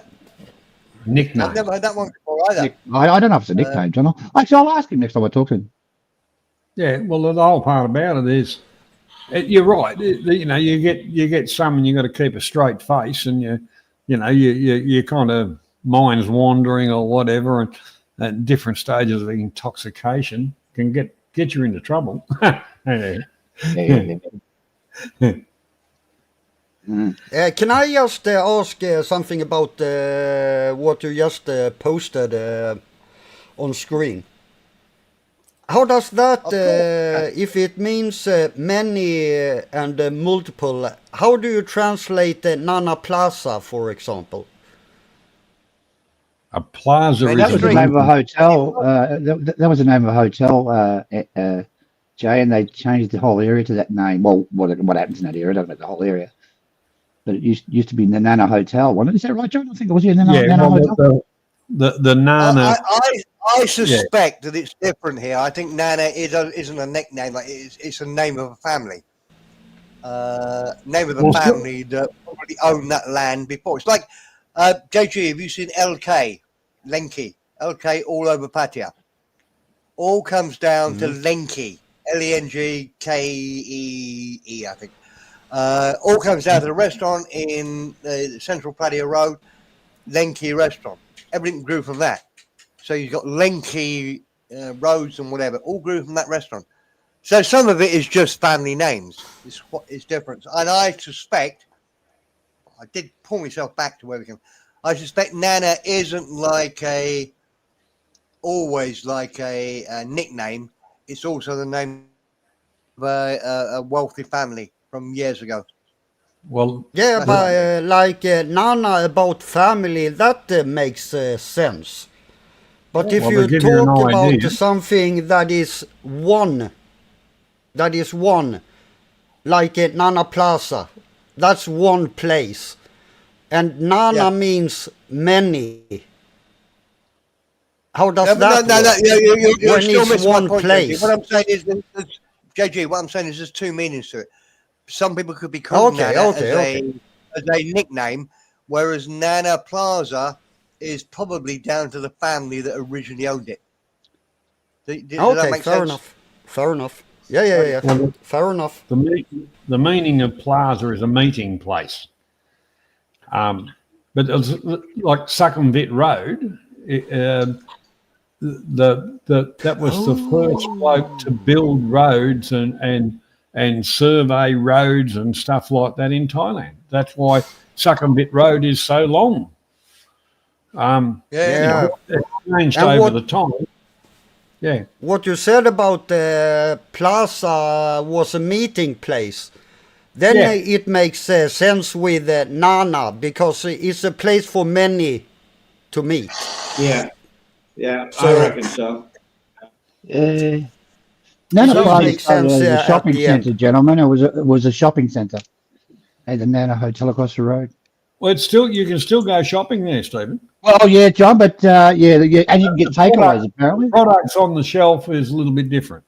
And finger licking. What a finger licking? What's that word, John? I can't. Finger licking. Whatever. Finger licking KFC. good. No, KFC means can't fucking cook. Yeah, all right, okay. So I got that the other girls will. But yeah, I think the whole Nana Plaza situation came from the Vietnam War. It came the whole part of it. It got to its heights, but it was also an R&R spot during the Korean.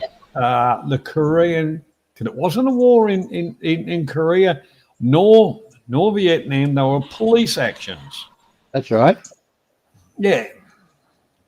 So So if you want to take the war, the Vietnam one as well, the road that all the massage parlors and the opium dens and everything was on Petchbury Road.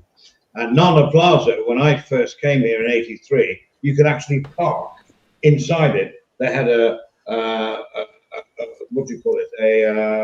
A clinic, and they had other shops. It was like townhouses, and there was a few go-go bars. That was it. Wasn't back it- in '83. wasn't it a car? But what's now Nana Plaza? Wasn't that a car park at one No, stage? well, I don't know. All I remember is Nana Plaza. You could drive into it and actually park. They had parking slots, Yeah. and there was no bars on the first floor. I mean, on the ground floor. There was, as I say, a clinic and things like that, and a fish So and was it chip like shop. So Andy, it was like a drive-through takeaway, was it? No, not quite. But you had to back out. Yeah, Can but I have one? Can I have one with a lot, please? And some chips on the side and a bit of gravy. But it was called the White Rabbit, actually, if you really want to know names. But the thing is, that was the early days. That was '83. So before I came, I'm not sure what it was, but for the R&R, Petbury Road was notorious for the brothels, massage parlours, where they had 4 days off on R&R. Helicopters would fly in at Dongmung, I guess, or whatever. Petbury Road. Petcherbury. Petbury. Oh, I didn't know that one. Oh, well. And even when I came there was loads of massage parlours. It's all gone now. There's all new malls along there, but it was all massage parlours and stuff that people on R&R would like to do. So, yeah. Yeah, Andy, just imagine back then if there had been such a platform as YouTube. Well, can you imagine? I mean, let's get back to YouTube now. Can you? I mean, like through my career, if I'd had a phone camera, I could have had a whole gallery of people I've met, circumstances I've been in, what looked like, buildings and things.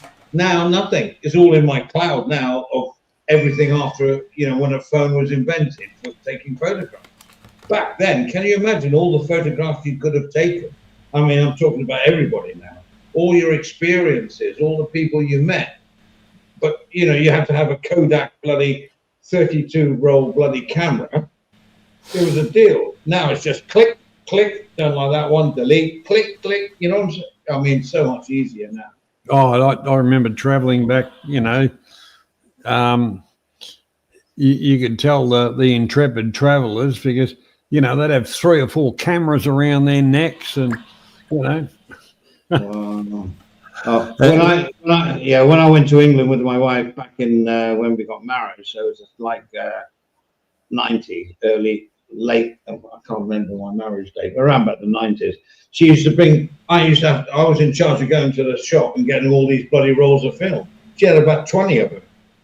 And of course, every time I took a picture, she'd be going, "Are you sure it's right?" Then she'd look through the viewfinder because you couldn't delete anything. You know what I'm saying? So you were paying for every bloody shot. Now it's just click, click, click, click, click. Who cares a shit? You know, one of them's going to be okay. Back in the day, it wasn't like that. I'm talking about the old, roll of film thing. You could always tell the photos you took by the expression of the girl behind the counter when you picked up your photos. Correct. Yeah. They go, "You dirty bastard." I think, from memory, I think Pat Pong was one of the first ones. It was set up by the Americans, wasn't it, John? We had a discussion about this many years ago. Pat Pong's always been there, mate. Yeah, well, Pat Pong, Kaysan Road, and Soy Cowboy. I don't think Kaysan Road was ever that, John. I'm not sure. Pat Pong was more so before Nana, or from memory. Yeah. I think it was the first one. Yes. Okay. Here, do you want to know the timeline on these things? Soy Cowboy was always there. Pat Pong was the place that everybody did before they made it into a market. It's all like ridiculous now, anyway. And Nana came really back in late 80s, Nana Plaza, and then they opened all the floors and everything. But Pat Pong is notorious. Pat Pong was the place. Susie Wong, Limelight, Tip Top Cafe. Those are in the 83s. That was Pat Pong. But there was no market in the middle. There was no market. So you could sit at one bar and look across the street. Now it's pathetic. I mean, Crown Royal was the place. The market made it more exciting for people, Andy, because they went down there with their missus and they could have a real good perv. And the market, I think the market actually made the place, because you could go there and buy a fake Rolex watch, or you could go next door and get a fake. But it wasn't Pat Pong as I knew it. Pat Pong was like a party soy, Pat Pong 1 and Pat Pong 2. Okay. It was a thing. Right. You had the Kangaroo Bar. You had on the second floor things, Not very well. Writing your name with a fanny and all that. But it was a thing. Now with the market, it's sort of like, what's the word? It like sanitized the whole place, which to me, sanitized. Now, Pat Pong now is upmarket, trendy type area, not a sleazy. Yeah, it's totally changed. And then you had Soy 4, which is like. That was a gay one, wasn't it, Andy? Soy Arab now. Soy 4. Oh, brilliant discotheque there called the Rome Bar. Brilliant. Yeah. Yeah, but I'm not going to say anything. I don't want to incriminate myself. What? Got to be careful after a few beers of what you say. I'm trying to find pictures of the Crown Royal because it's still there, and inside it's like chandeliers, red carpets. Not excessive. It was like a cocktail bar type thing, but it was. I can't find a good picture of it. It was like one of just going back quite many years ago. Oh yeah. I stayed in the Bangkok hotel, which was, like the top end in the day. And by the geez, I'd booked in there for a few days and I only stayed one night and pissed off out of it. I said, you can't get stuffed. Joints falling apart around you. Well, they used to have that infamous hotel in Patpong called the Rose Hotel. And you just do your research on a Rose Hotel and you go, okay, yeah. The Kangaroo Bar, I used to go there a lot and went a few trips there. And my friend and I bought all the decorations, all the little koala bears and all the little flags and shit. And I was in there about 6 or 7 years ago, just passing through, and they've still got them up there, the flags and shit I bought. Didn't recognise them. Yeah, that's the old Grand Royal there. That's an old hotel, Steve. Oh, bar, But the Rose Hotel was notorious. There was a few, but the Rose Hotel was like. But you're talking about 50 years ago, 40 years ago, so things have changed. Eh? No, I was there probably 15 years ago, 16 years ago, I don't know.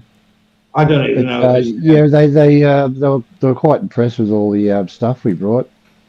My mate was Well, in love with one of the girls there, so he went and spent a squillion dollars on all his decoration. They loved it. Didn't get a discount though. Well, Perrin will know. Perrin, what was that movie that was about that, guy that used to like kidnap the girls and all that? What was the name of the movie? Some of that was shot in the Rose Hotel. The serpent. Deer Hunter. Do you hear me? Somebody's coughing, somebody's talking. Andy, it was called The Serpent. There you go. Yeah, sorry, we just having fun in the chat. That's all right. Look, that's all right. Nothing wrong with that, Jane. I've got lots to say, but I can't remember what it was. Well, say it. Most of them, Golgus.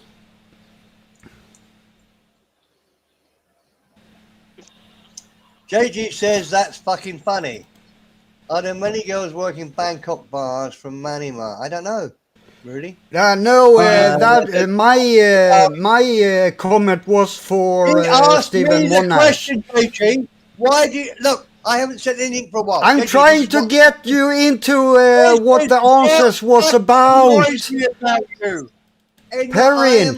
Perrin, JJ, wasn't you the one that JJ. said I shouldn't be shouting? Why are you shouting? Because JG, I had Fucking hell, Perrin. I hadn't said As I anything. said, same rules still for talking over me. everyone. You're still talking over me. Okay, 2 minutes. You speak. Come on, guys. I don't Jesus. need 2 minutes. I just wanted to tell you what I was answering. I was answering to Stephen Monash, not to Goggis. That's all I wanted to say. So you have some fucking context. Why did you have to say So that? stop fucking shouting. Why did you have to say your bit as I was talking? Why didn't you wait until? So you had the context. Because you started directly to read it the wrong way. Okay. Well, I can Moving answer right that. along, gentlemen. I can answer Stephen Monash when he says, I think there were 4 Patpong roads, one entirely for the Japanese. Patpong 1 and 2 was Patpong with the girly bars. Patpong 3 was the Japanese side with all the bars for Japanese only. You couldn't even get in there. And 4 was the gay side where you had Rome Bar, Telephone Bar. Why do I know about that bar so many? Because the music was brilliant and we used to go there to enjoy the music. So that's the 4 sides that Stephen's going on about. So you're right, absolutely spot on there, mate. I tell you what, that is something I don't believe in segregation and shit like that. I was up in Nakonrachasima and there was a bar. We went to go in there and they said, no, for Japanese only. And I said, well, remember Hiroshima and Nagasaki? Go fuck yourselves. Okay, that was Johnny Somali there. Yeah. But I tell you the reason behind that soy 3, 'cause I thought about this and I did my research. The thing is, they had at that time, lots of Japanese companies here, right? Not now, but loads of Japanese. And what they had is the Japanese companies had a credit card at that bar that you could go in and you'd be drinking on the company because they said, yes, it's for my employers only. And that's the only reason why they wouldn't allow non-Japanese in, because it was almost like corporate bars. And that's a fact. So they had maybe 3 cards or 4 cards, but it was all taken care of. So they went in there, the Japanese, they go right for it. They get the good girls as well. And they open their bottles and everything else. But there's a card behind the bar. And that's what they don't pay, basically speaking. And that's how those Japanese, that's why you can't go in and order a beer. They go, well, we don't know how to do that. And in defense, it's a bit like racist, but that's the way it works. In Soy 3 on Patpong. I'm not sure about other bars, and now I'm sure it doesn't exist because that's racist. But yeah, back in the day, that's how it worked. So you'd be working for Hitsamishi, Hishi, Hushi, and then you'd come for your 5 people would come in, executive level. You just walk in, get accepted. Everybody's doing the Japanese thing, and it would all be go to the company, like a company card. Just saying. No, that's a fact. I know. I didn't know that. Jürgen, I didn't know. That's an interesting comment. I'm glad I enlightened you. Yeah, I don't know a lot, but sometimes I've come up with a little bit like that's what it was, and that's what it. I don't know. I don't know now what it's like. I've never been. I hate that part. Is that kind of like Kiwis? Sorry. I just Jürgen's comment. You know, Japanese and Chinese have weird sexual fantasies. And I was just thinking, I didn't know that, but maybe they like Kiwis. Oh. Well, Johnny, just Where's think Steve about it. when you need him? If you have vending machines where you can buy used panties, Hang on. then they have weird sexual fantasies. Now you're the expert on panties, Jürgen. You're the expert on panties. Therefore, we welcome your expertise on this one. Yeah, good shot there, Johnny. Good shot. Johnny, it does sound like he's telling Porky Pies lies, but he's absolutely right. There are vending machines in Japan where you put in your money and you can win used panties. Oh no, well, yeah, that's like old news. But the thing is, when Jay got his panties, he didn't have to put a coin in the slot. No, he did the swipe and run.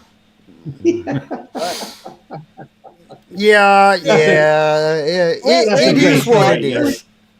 All of you seem to understand this fact about the vending machine. Old news. I'd never heard that before. I didn't know you could get.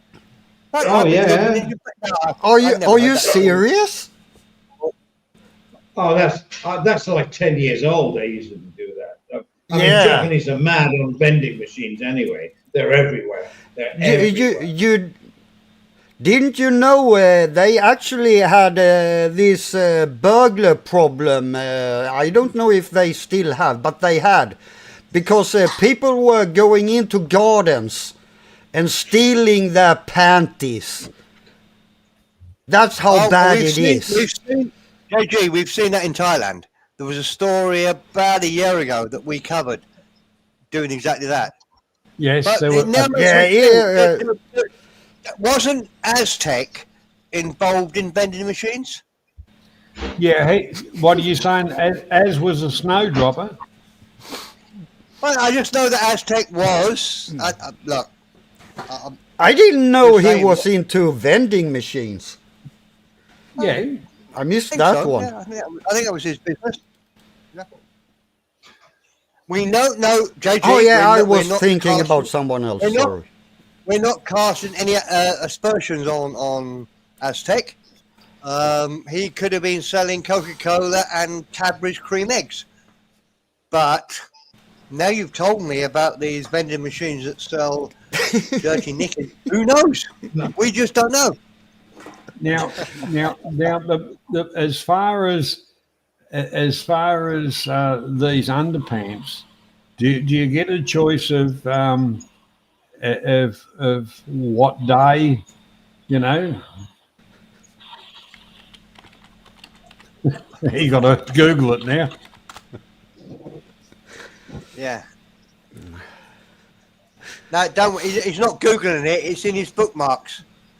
Oh well, yeah, well, he's going bloody hell.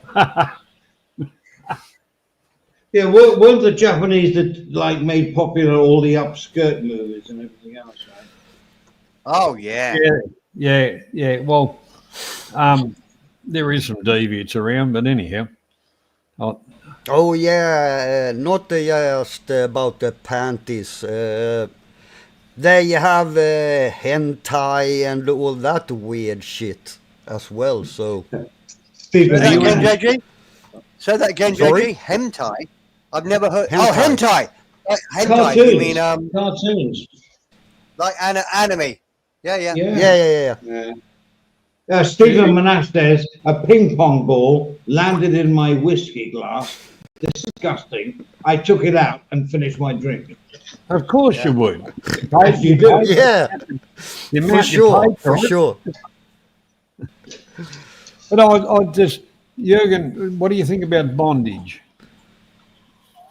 It's not for me. For people that is into it, I don't care. Sure. As long as I'm no one not gets into hurt. it, but so each to their own. Fair comment, fair comment. I just didn't want to get tied up in the conversation, that's all. China. Oh, that's a good one. Johnny's on the case. Yeah. It's like with every, most. Can I answer that question honestly? Because I think we should be honest, gentlemen. Here, we're going to avoid here mental it illness. comes. I quite like the idea of bondage where I'm doing tying up, where I'm in control, when I'm the boss, when it's all up to me. The idea where it's reversed and I'm being tied up, no, totally not. What do you So guys think? So you're Yeah, you're I see where you're going, Perrin. I do Yeah. see where you're going. I agree. You're I not, think you're we not should- into, you're not I into think- role reversal, Steve. You're not into role reversal. I think we should delete the No. stream for parents' sake. No. I'm very interested in this because Mr. Perrin brought this up, and I'm just wondering, about the role reversal. No, the no, bondage Johnny, I thing. didn't bring up. Johnny, no, let's start with the right start. You Well, brought it up.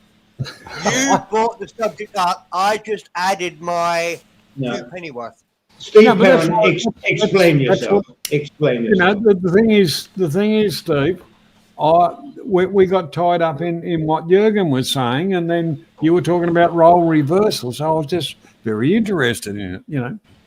No, I was being totally honest, which I always am. In the bondage where I'm the boss, the master, the governor, yeah, there's a bit of appeal to that. I would look. I'm all for just missionary position. Let's have a fuck, then I can go for a Enough, beer. enough, I can, enough. I can go for a beer afterwards. I'm not into well- foreplay. It's almost like a chore. I want to get it over, so Actually- I can go for a beer. A very interesting comment there. We used to have a band called Foreplay. Yeah. Yeah. But I do get Perrin on that one because it's kind of exciting to know she can't do anything, and you can tease her as much as you want. Oh. That is appealing. Is that when you go to her purse or a handbag and start taking out the money? That's feeding her. Yeah. JJ, Yeah. you're All right. And Johnny, all they'll right. say, All right, see you thank for later. that. See you later. Yeah, see you later. JJ, Untie me, untie me. JJ. Nope. Do it yourself. You're missing the joke. You're missing the joke here. The girl says, tie me up and do anything you want. So you tie her up, put her to the bed, she's spread eagled, and then you go to the bar, have a beer. That's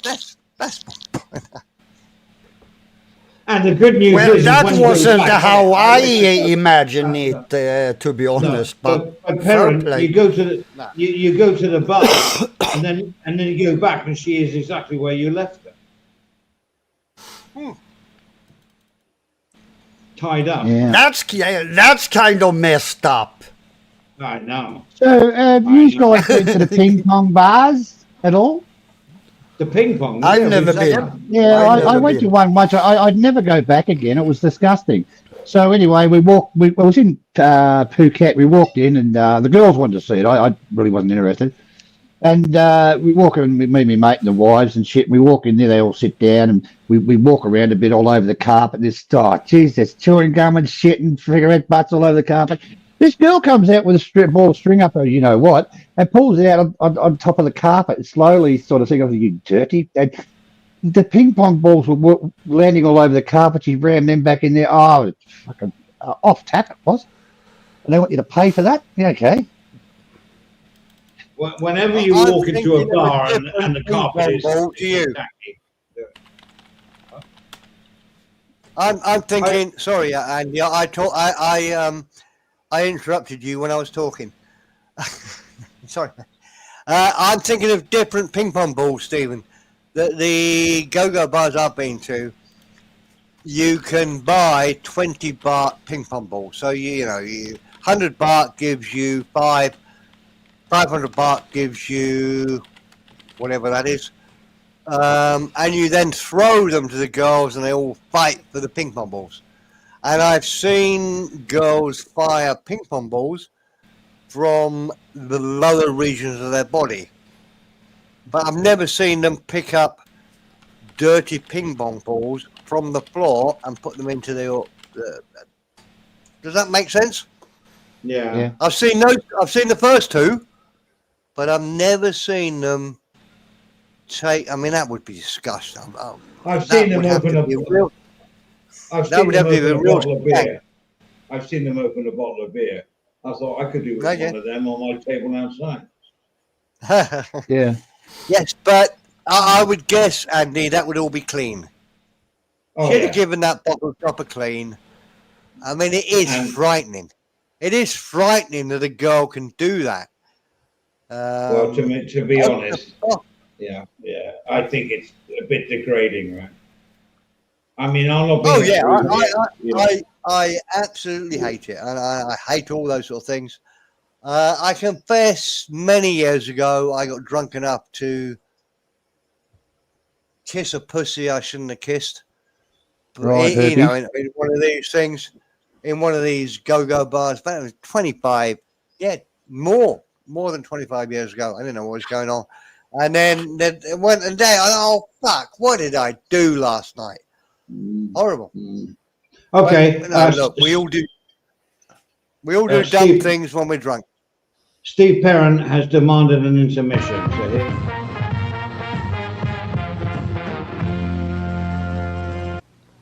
Where's everybody going? To the refreshment center. It's everybody's favorite spot for delicious, tasty food, from a snack to a full meal. Drinks, coffee, hot chocolate, and ice-cold drinks of all flavors, plus all the extras, including gum, ice cream, candy. Make your evening at this drive-in even more enjoyable. The refreshment stand has everything to make your visit here a pleasant one. Why not get something now?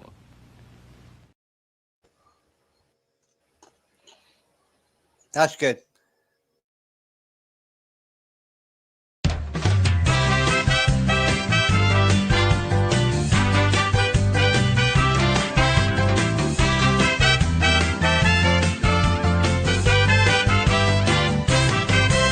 He drink a lot, he mac. He say tomorrow night that he coming back. He come my bar, he sexy man.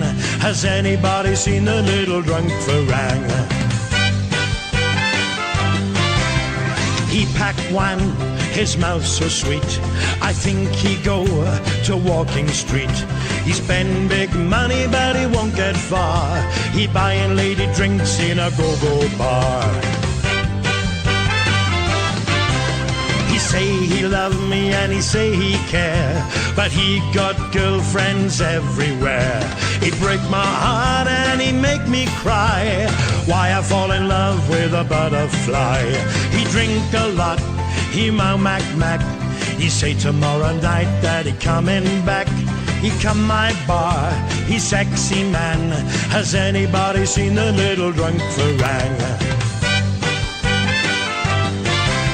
He know my name, he not forget. He say he take me to Phuket. You are my T-Rex, that's what he say. But he go for soapy massage every day. He get tuk-tuk, he get in Mao. He dancing on the pole in Soy Bacau. He say he buy friends drink as well, but he cheap Charlie, he not ring the bell. He drink a lot, he mac. He say tomorrow night that he coming back. He come my bar, he's sexy man. Has anybody seen the little drunk Farang? He buy me drink, I like red wine. He say he pay for my bar fine. He drink a lot of ice cold Chang, and now he run away with my mama sang. I look for him, look every day. I heard he drinking in LK. In Pattaya, well, he's superstar. He drink with all the ladies in Jibby's bar. He drink a lot, he mau mac mac. He say tomorrow night that he coming back. He come my bar, he's sexy man. Has anybody seen the little drunk Farang? He lied to me, he vanished quick. I need money cause my grandma's sick. He not like girl and he like a toy. I heard that he living now with Lady Boy. Me not mind and me not care. He only 2 week millionaire. If you're in Pattaya and you are the man, then you are a little drunk Farang. He drink a lot, he mau mac mac. He say tomorrow night that he coming back. He come my bar, he's sexy man. Has anybody seen the little drunk Farang? Hoorah!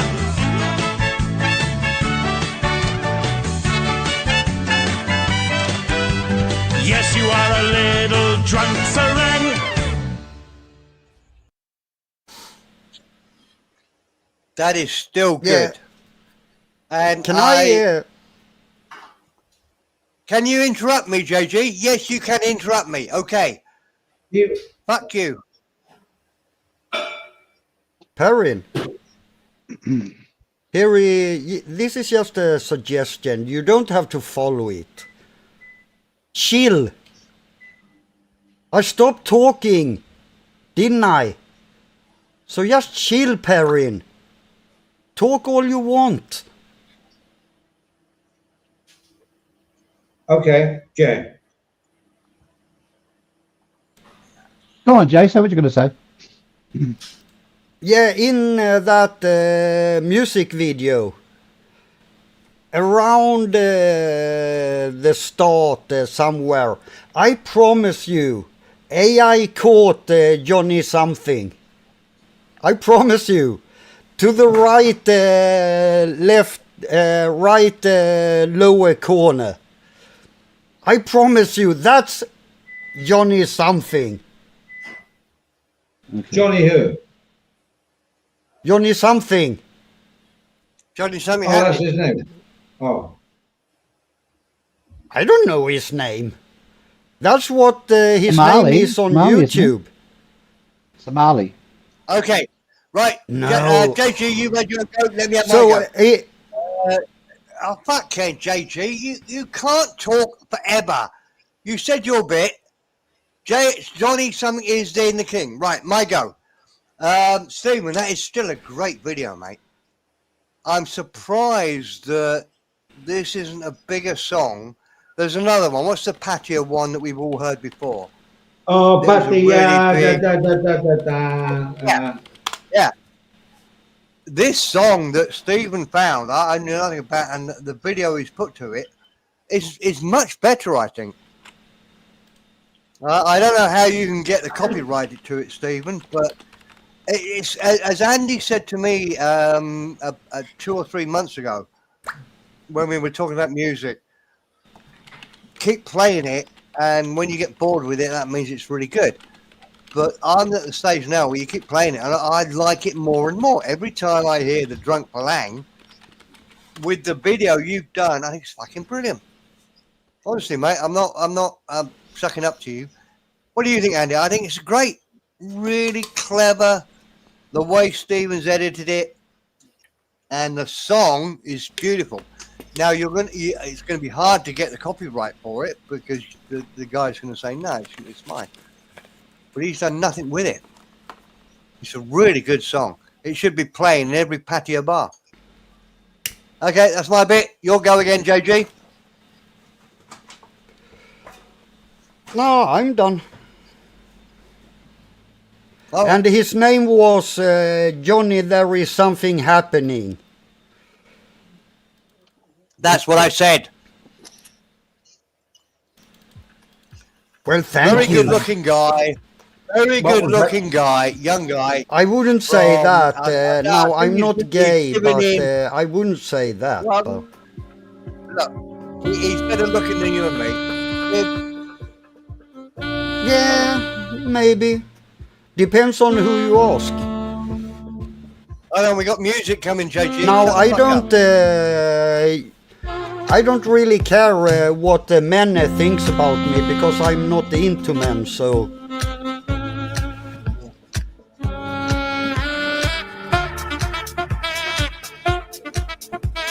who is playing music? Ah, Got no idea. Not me. No idea. The whole thing Are you about sure, Andy? Can you make an investigation, Andy, and find out who did it? it. I'm trying to Well, find I- that patio song. I can't hear Well, it. I'll have to- when you find out, Andy, Patio, they're dum, dum, dum, dum, dum, dum, dum. going to have to be trussed up and beaten about the head and body with a wet end of cigarette paper. With a bit of luck, yeah. I can't find it. No, carry on as you were. Okay. Now, you brought up a bloke, you know, nothing happening and all the rest of it. Johnny.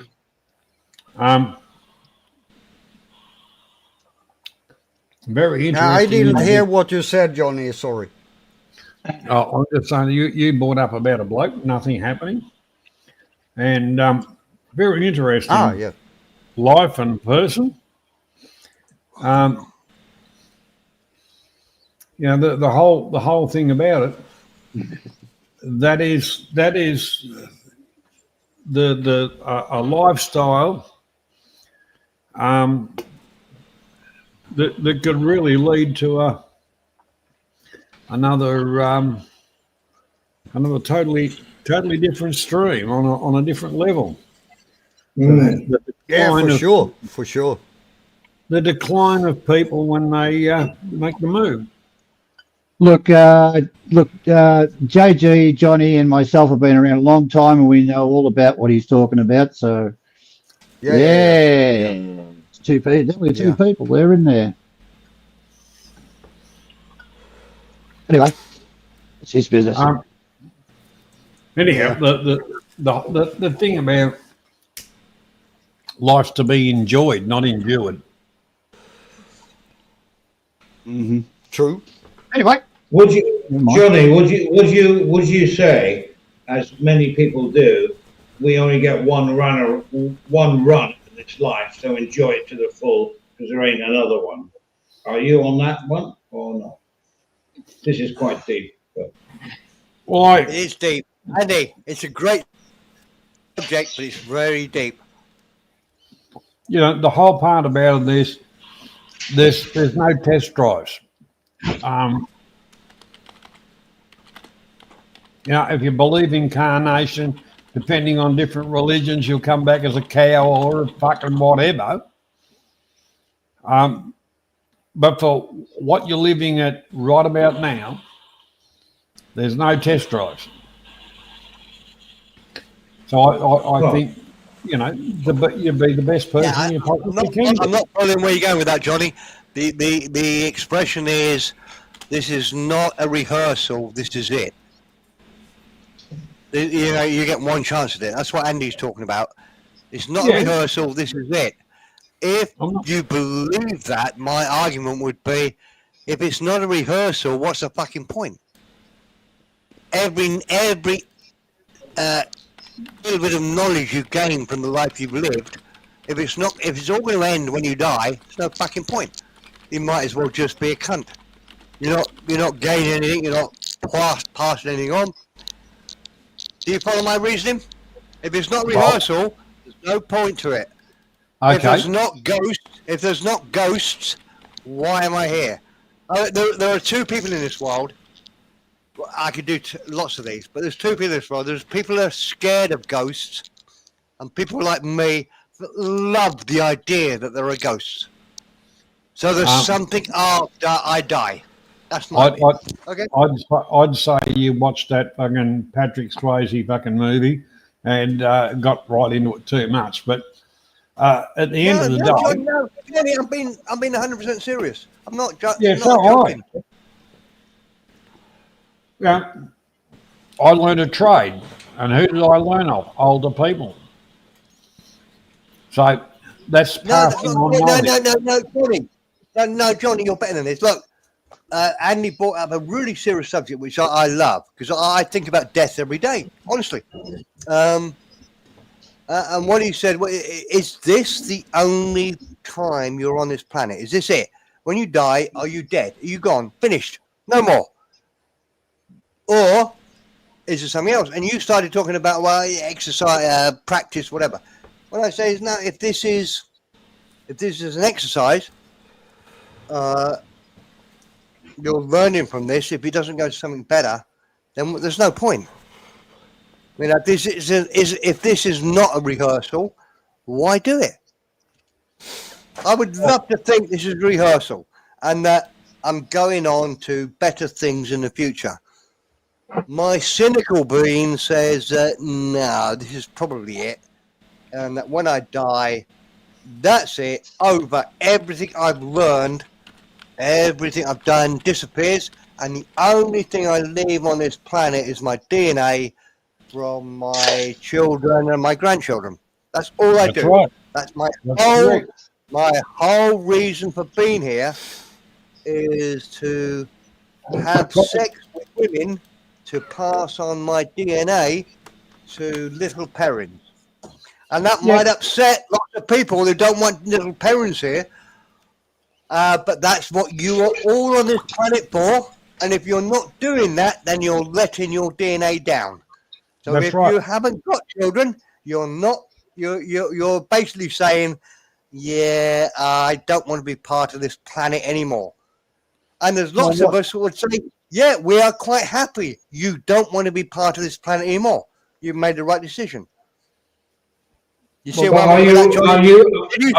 Did you see talking about legacy? Really quick. Legacy. Huh? Are you talking about legacy?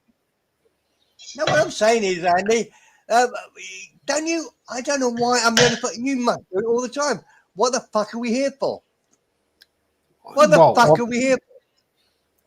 That's a very common thought. People, with problems, but what the fuck are we doing here? But the real big question is, what the fuck are we doing here? It's It's not people with problems that say that. It's people that think about the hereafter. It's not like I'm a mentally deficient guy because I asked that question. No, I didn't say that. I just said the simple thing about it. It's passing on genetics and passing on your knowledge. And that's it. There's no second chances. There's none of that. No, knowledge never goes. No, knowledge doesn't go. Just your DNA. There's no knowledge transfer. No. Don't agree. I think legacies are very important. But all I'm saying is here we're having a go and see to make the best of it, and then we'll see what happens afterwards. I think if you're a good person, what's going to go wrong? If you're a good person, you'll maybe have another life. If there's nothing after we die, you've got nothing to lose anyway. So I don't want to be a bad person anyway. Can you imagine if if there was no religion and everybody in the world believed this is the one time around, they'd be going murdering everybody. That's why religion was invented. There'd be lots of rape and murder. I know for a fact that Clarkie's on the same wavelength. He wants to come back as a Paddy bar girl. Yeah, why not? so we can fulfill some of his ambitions in life. Well, may I say, I would not bar fine Clarkie. Well, there you go. Well, how do you know what he's going to be like in the next life? Dolphins are intelligent, lots of swimming, lots of exercise, and they have lots of sex. I'd go for being a dolphin. Come back as a dolphin. There you go. Well, you wouldn't want to hang around Japan. They'll eat you. Well, the other thing about it is, if you saw a big boat coming, you want to get the hell out of there, or you'll be in a can of no dolphins in this can. I've been asked a lot of times, if you could live again or you have another life, what would you do? And honestly, this sounds really pathetic, but I honestly mean it. I would live my life exactly like I've done. I have no qualms of how I did it. And I'm happy, you know. Andy, Yeah, I know. Stop it. I agree, Andy. I totally agree with you, Andy. I'm sorry to say that. 'Cause I it sounds wouldn't really change pathetic. anything. Yeah, I wouldn't change anything. I would change hundreds of things. Lots of decisions I made I did wrong. See, all the decisions I've made have put me to where I am now. So they must have been all brilliant, right? I accept that. But if I could take you back through time and be your God partner and drag you through, you would have made much better decisions if I was guiding you, and I would have made much better decisions if you were guiding me. I do accept what you say. If my wife hadn't died, I wouldn't have met Luck, I wouldn't have been here, I wouldn't be talking to you now. And it could have all been horrible. So you have to, I guess you have to accept the fate you have. Yeah. On that, you would have had no luck. Andy, stop. I've just thought about it, and you're right. I retract everything I just said. You're right. Yeah. Well, the thing is, I was just going to say to you, you know, if on that train of thought, you would have had no luck, no life now, and yes, I can understand you thinking about a second life or whatever. And I wouldn't You're know. living a second life. I wouldn't just in know. case you And didn't- One at a time. Whoa. Jesus. Whoa. One Nice. at a time. One at Three a time. at once, there. Whoa. One at a time. Sound like a fucking I'm Japanese putting up my supermarket. hand. Can I go first? Can I go first? Yeah, just ignore that. I put up my fucking hand. Yeah, we're ignoring it. Okay, carry on, Karen. Yeah, okay. All together now. You're absolutely right. If I hadn't made the bad choices I made in life, I wouldn't be here now talking to you lovely gentlemen. And well, that's it. Lovely people in the chat. Okay, Absolutely Jay. right. All right, Jay, go on. The floor's yours. He forgot. Jay. No, I didn't actually this time. Yeah, go for it, bro. People that have lived their life and people ask, would you change anything if you could live it again? And they say, yes. The question is, if you know you fucked up in this life, are you willing to take a chance that you would fuck up even more in the next life? There we go. Interesting comment, Jürgen. Whoa. Myself, if knowing what I know now and then come back again, I'd be a bigger cunt than I am now. That's not possible, Johnny. So do you want to tell your cunt from now on? Yeah, but seriously, I've been privileged. So in my last life, if I had one, I probably did things right. But I am so happy with the way I've enjoyed all my life, and now I'm enjoying it as much as I did before. I've just loved my life. And I think I am lucky, and I'm not trying to say, oh, I'm the bloody saint of bloody whatever. I'm not saying that. I've just enjoyed my life and accepted what I've got. You understand? It's acceptance. You know what I'm saying? Like if I haven't had so much money, I worked it out. It wasn't money minded, but I worked out my life, and I ended up here through lots of other things that I've done, and I'm happy. I am so happy. I'm a happy. I'm happy. I'm happy, and I am. So it said, what are you going to do in the next life? Well, I'm going to have to trump with this one because I'm really happy. Seriously. Yeah, give me a $10 million. I'd probably have killed myself on drugs earlier on if I had all that money. So, I know my boundaries. I know what makes me happy, and that's it. And friends make me happy. Loyalty makes me happy. Family makes me happy. Children makes me happy. And money, yes, you need money to make all that happen, but you don't need that much money. So all I'm saying is you've got to be happy. And then let's go back to now the trolls and everything else that are not happy, and they're going, I'm going to dig up your mother. They're not happy. They can't be happy to actually type all this stuff. They can't be happy if they have those negative thoughts. I would never have those negative thoughts, ever, even on my worst enemy. Well, I don't have any, really. But you know what I'm saying? No, bollocks to it all.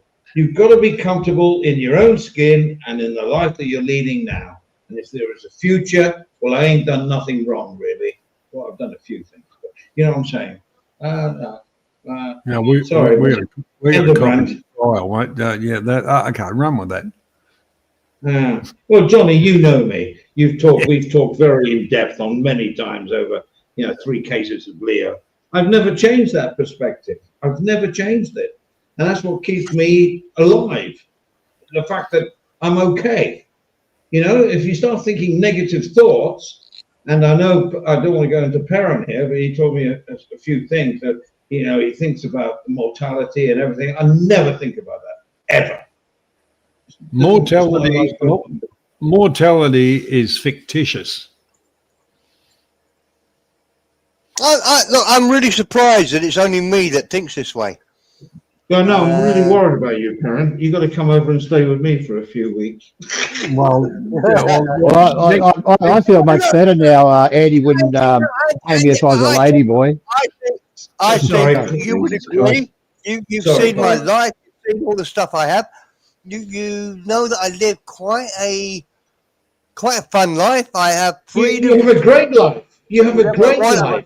Money to do what I want. But why can't you see the same as I have? That I've only got maybe at the best 15 years left. Who gives a fuck about that, man? Nothing. When it comes, it comes. And then if it's nothing because you won't know about it. If it's something else, you probably won't know about it either. But your soul is alive, man. You have a soul. No. Dies, Andy, I think you're missing my point. The world cannot survive without me in it. I don't know why you're missing that. That's an interesting statement. That is. What, are you related to Donnie Trump by any chance? Yeah. You want to run for office? That's all right. I like Trump. I think he's doing a good job. Marcy Tong, or fucking, Andy, maybe it is. I am a selfish cunt. There's a great book called Pincher Martin, written by a guy called William Golding, and I studied it for A-level English literature. It's a fucking shit book until you realise on the day 3 of his it's an old World War II thing where the boat goes down and he's grabbing to an island off the coast of England called Arkle or something, but they all call it fuck all. And you realise he's dead on page 3, but he's such a selfish cunt that he carries on the whole book, but he's dead. That's me. I don't want to look. I don't want to die. Mr. Perrin, with the frame of mind, can you read out and answer Golgus's question, please? Hold on. Sorry, Golgus. I wasn't looking. I was looking into the mirror. Hold on. The crystal ball. Google only nuts blank only learn by experience. No hurry. I can wait till next stream. Gugus, yes. JG, it's fun being backstage. JG, sorry, mate. Are you backstage? Nothing to do Steve, with that's me. about an hour old. All right. So You got to hit the refresh Thank you. button on your YouTube channel.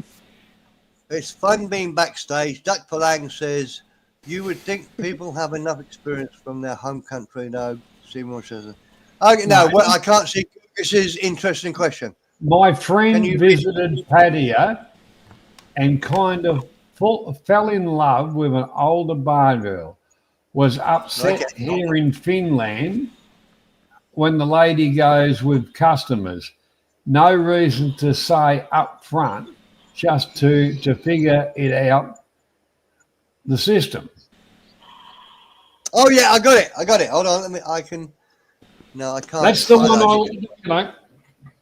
Yeah, I got it.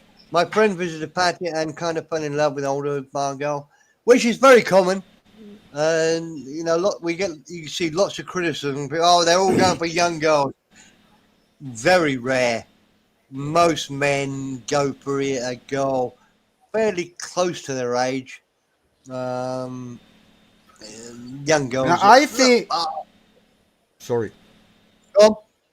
JG, I was That's about talking, it. but you're more than welcome to butt in. What are you going to say? Yeah, I think he's talking about not necessarily that the bar girl was older, but that they have customers, and he didn't. His friend didn't understand that the bar girls goes with more than one. Oh, I see. I think that's what Goggis is talking about. I think you're right, JG.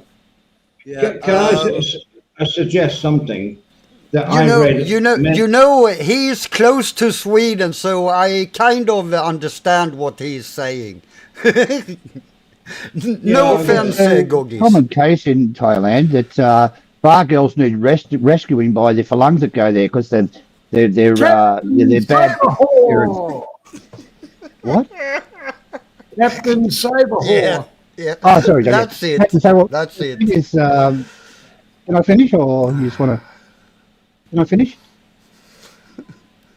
Okay, go on. Go for it, Stephen. Go on. No, I'm not having a go, John. It's fine. But I'm just taking the piss out of you. Anyway, they go there and they're going to save this Thai. Or every Thai girl in fucking Thailand needs saving, and the West can do it. So they go there and you wait for me. I'll be back. What am I going to live on? Oh shit! You're not getting any money off me, but I'll be back. So what do? Number two comes along. It's fucking nuts the way Falungs go there and expect these girls that are forced to do this living. Probably 90% of them are forced to it, something like sex, and they've got to wait for them. If you want one of these girls to wait for him, I'm referring to your thing there, Jay. You've got to pay them.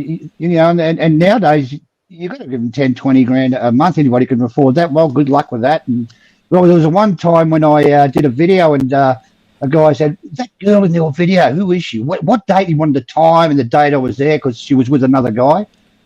I didn't give it to him, but that's the thing. If you want one of these bar girls, you're going to have to pay for them and you're going to have to support them. And a lot of Falungs don't understand it because they reckon they're all good looking. If they're so good looking, how come they can't get a girl in their country? That's all I had to say.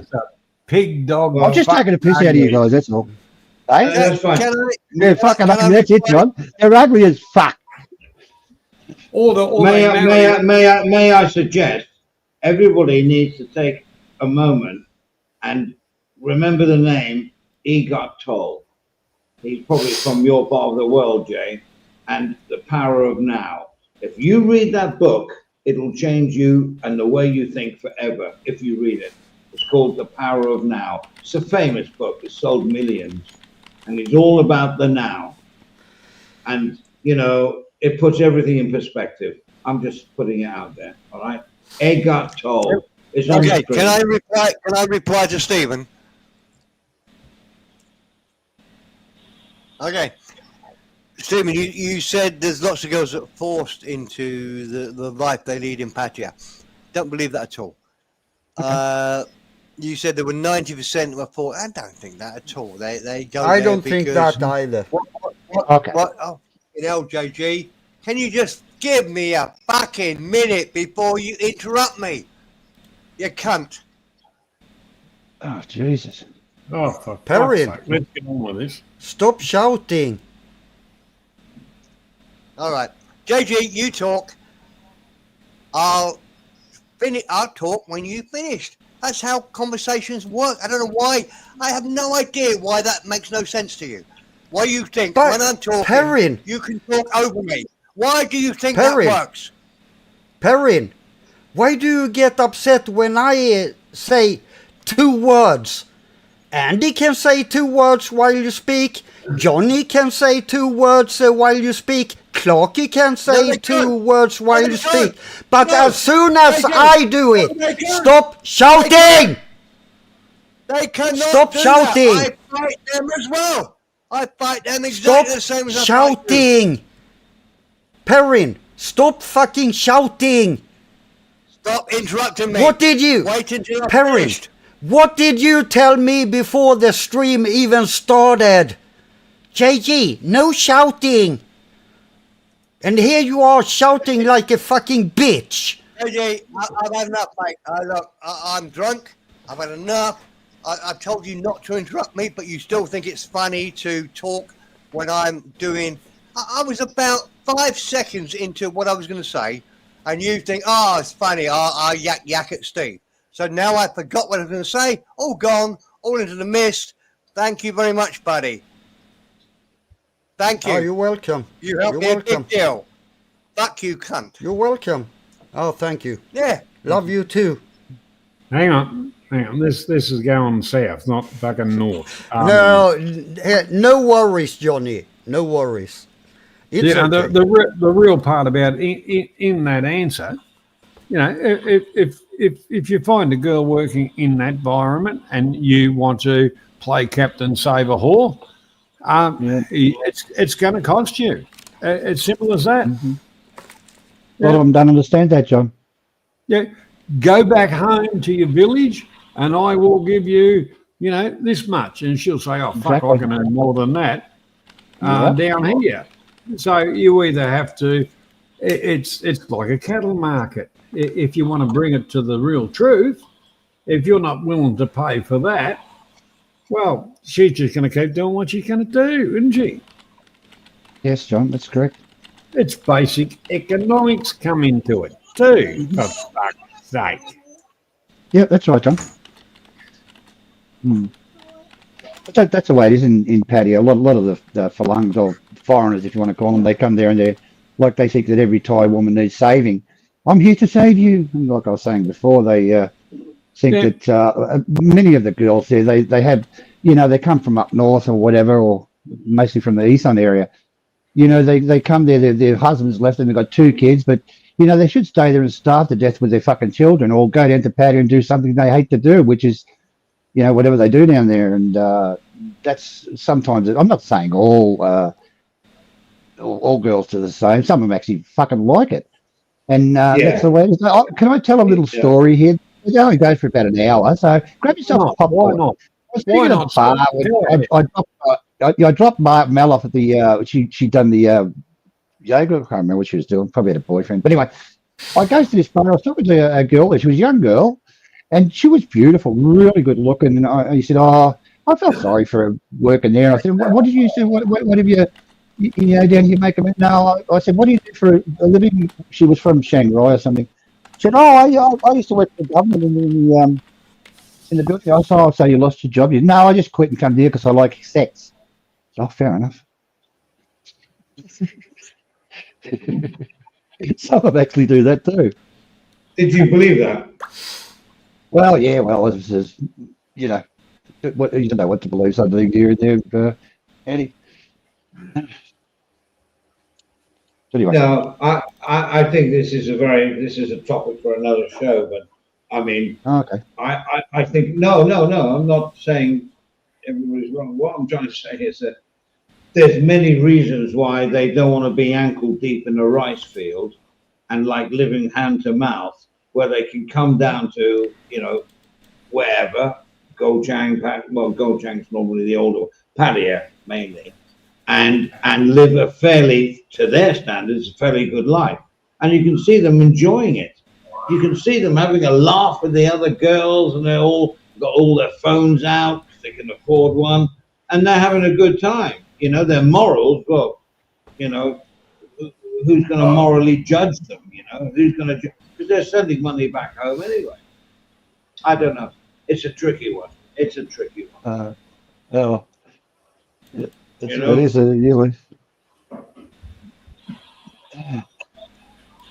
like it's if you found out what a lot of those girls did on the coconut bar, I mean, Jesus, I love Why that are they here? coconut bar thing.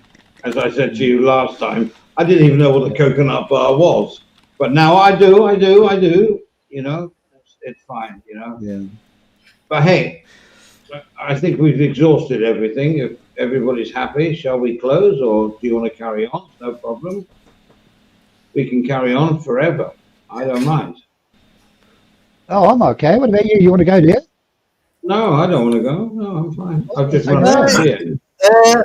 I'm okay. I know I'm not contributing too much. It's only because I contributed. I think I talked too much earlier on. No, you've done loads. Quiet now. You've done loads. Because I felt I sort of monopolised the conversation for a while, so I feel a bit guilty about that. But no, I think we should play the whole. I think we should play the whole fucking thing again, Andy, from the start. While we have a break, get beers. Maybe. What do you fancy, Andy? A cheese sandwich, bit of Branston pickle. I've got some tom yum noodles, but I'll have that later. Right. But yeah, I've got a bit of cheddar. I got a cheddar. I got pickle. I've got lots of stuff. Well, okay, Well, this is my suggestion. We play the whole thing again. No. Start to finish. No. Don't like it? No. No. It's too long. Yeah. It was good, but it's too long. We'll play at the end. Yeah, Yeah. Andy, Can I make a suggestion? Andy, you're not going to be here. You're going to be taking a shit. Andy, you're not going to be here. You're going to be taking a shit, having a wander, having a beer, maybe making a cup of tea. You don't have to watch it. No, I'm fine. I just don't think it's a good idea to play the whole thing. I'm just saying. Why? Up to you. Okay, if you want to do it, I'll do it. No, Andy. Why don't you think it's a good idea? Because I think the conversation is going okay.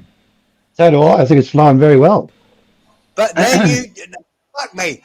But you just said, shall we end it all now because the conversation's dying? Yes, and I asked everybody else, and everyone said no, it's fine. If I can put my hand up. Let's put this on the plate. I get far too argumentative when I get drunk, don't I? Yes, I really do. The whole part about No, Stephen, it's just a vicious rumour. I get so It's only argumentative. 9 o'clock I don't in know why. Thailand. Come on. Say again? It's only 9 o'clock in Thailand. Or it's even 8, I think. 9. Yes, but JG, I've been drinking real beer, man's beer, since about 2 o'clock this afternoon. You've been drinking piss water for about 2 hours. So don't judge me on what I'm drinking. No, I actually started way before, way before. I woke up at 4 a.m. So I've been on it for a while. Let's put it that way. How long is that while? How many hours? Oh, I don't know. Let's say I cracked the first one at 9, 10, 11, 12. Okay, it's only 5 hours, but Yeah. And your beer is 2.5%, maybe 3%. 3.5. Okay. Do you know, JG, you'll love this statistic. Do you know where in the days of the British, the Spanish Armada and the British Navy, where all the sailors were going around the world on beautiful boats, water would be contaminated very quickly. If you had water on a boat, it would be contaminated. So instead of water, they had beer. They had beer and rum. 14-year-old apprentices on boats had 8 pints of beer a day was their allocation. That's how the logistics of sailing a boat into fighting the French or whatever. They had 8 pints. What's that in your European measures? But 8 pints of beer a day. The beer was only 2.3%. So it was weak beer. But that's what a 14-year-old boy had. JG, you're drinking beer like a 14-year-old boy. That's insulting. Well, That's insulting. Perrin, here is the difference. At 9 o'clock tonight, I won't be piss drunk like you are. That's the difference. Yeah. And Perrin just got knocked out of the ring. Righto. Let's get some bloody direction back here. The thing is, we all fall into the same trap. Thailand is not just Pattaya. It's not just Bangkok. There's lots of wonderful places around to see. And it's not just all bar girls and stuff like that. Every person where they come from, in some way, shape, or form, they can find somewhere like that in Thailand if they really go and look. What do you think about that statement, gentlemen? No, you're not wrong. You're not wrong. G'day, Chuck. Hey, Chuck. Oh, I can't see Chuck. Where's Chuck? Oh, there he is. Put your glasses on, you silly old bugger. Fuck off. Fuck off. Let's hit the intermission. Why? Because Steve wants to go and get another beer. And I want to have a cigarette. How's that?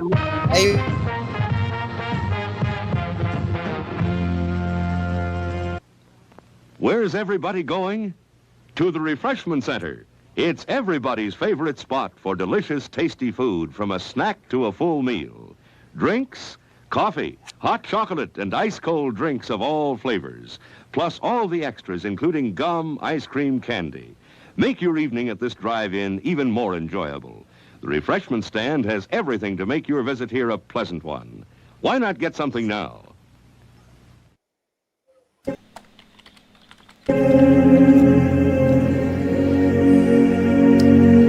Hello everyone. Well, this week we're addressing the tragic incident in Las Vegas involving streamers. It's a dark reminder that online feuds can spill into real life, something we've seen before in our own community. We're not here to point fingers or stir up drama, especially after 2 years of staying completely out of it. But this serves as a crucial warning. Let's all remember to choose kindness and respect over conflict. Our goal, as always, is to keep this community a safe and positive space.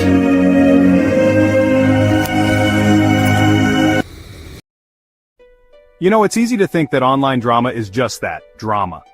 A few harsh words, a bit of trolling, maybe some name-calling. But what happens when it spills into real life? Let's talk about what just happened in Las Vegas. 2 YouTubers, Rodney Finley and his wife Tanisha, better known as Finny the Legend and Bubbly, were live streaming by the Bellagio fountains. Suddenly, a rival streamer, Sin City Manny, steps forward, pulls out a gun, and within seconds, both Rodney and Tanisha are dead. This wasn't some random act. It was the grisly climax of a feud that started online, all the way back in 2023. It began with insults, escalated to pepper spray, and then snowballed. Arguments, copyright strikes, trolling, personal attacks. What started on YouTube ended with gunshots on the strip. Manny, the alleged shooter, claimed he feared for his life, but police found no weapons on Rodney or Tanisha. All Tanisha had in her hand was a gimbal, the thing people use to steady their phones. Now 2 families are shattered. And for what? A couple of nasty words on the internet? It's sobering, isn't it? Here's the simple truth. Civilized people don't take arguments from the screen to the street. If you find yourself getting wound up online, close the laptop, put down the phone, walk away. Because no viral moment, no petty feud, is worth a real-life tragedy. Let this be a warning. Your words online matter, but your actions in real life matter more. Stay civil, stay safe.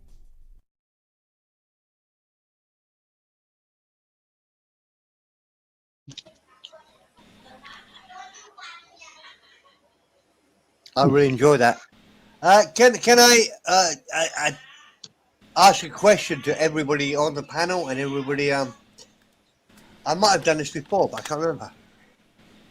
I struggled to find out what the best result for a confrontation was.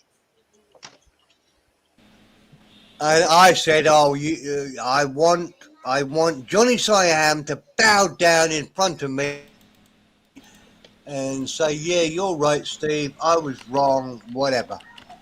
That could be my sort of dream. And look, this is an allegory. I'm not thinking that. What would people want? What do people want from a confrontation with somebody? As I said in my little 2 pennyworth, my only idea would be, yeah, Steve, you're right. I'm wrong.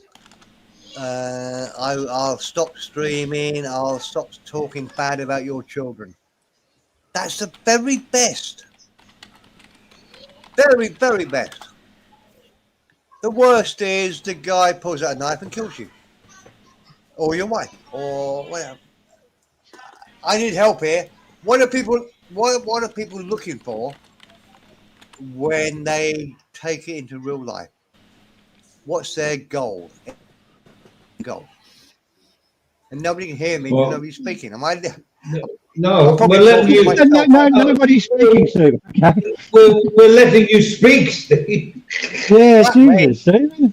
That is the fucking first time ever. What's the date here? Hold on. Bullshit. 14th of June, 2025. So has he finished talking yet? Yes. Okay. Okay, say over from now on. Just say over, and we know you're finished. Over. Oh. I think that's a really good.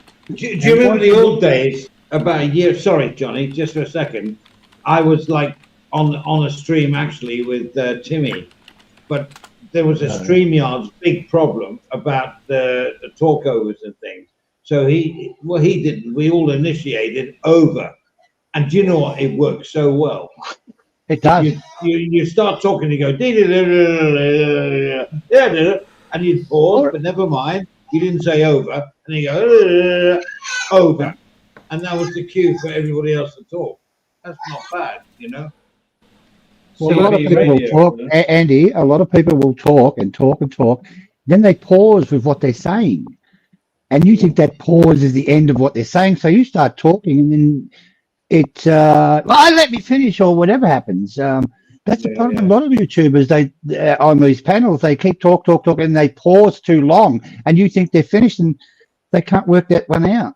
Well, that's why I hate StreamYard. Yeah. I absolutely hate StreamYard because if you're in the studio and you're talking to whoever, right, whatever, a personality or whatever, you can actually, with your eye contact, you can go, hang on a sec, and he'll stop and say, yeah, but what did you say? And there's no pauses, there's no talking overs because it's live and it's one-on-one or one-on-three.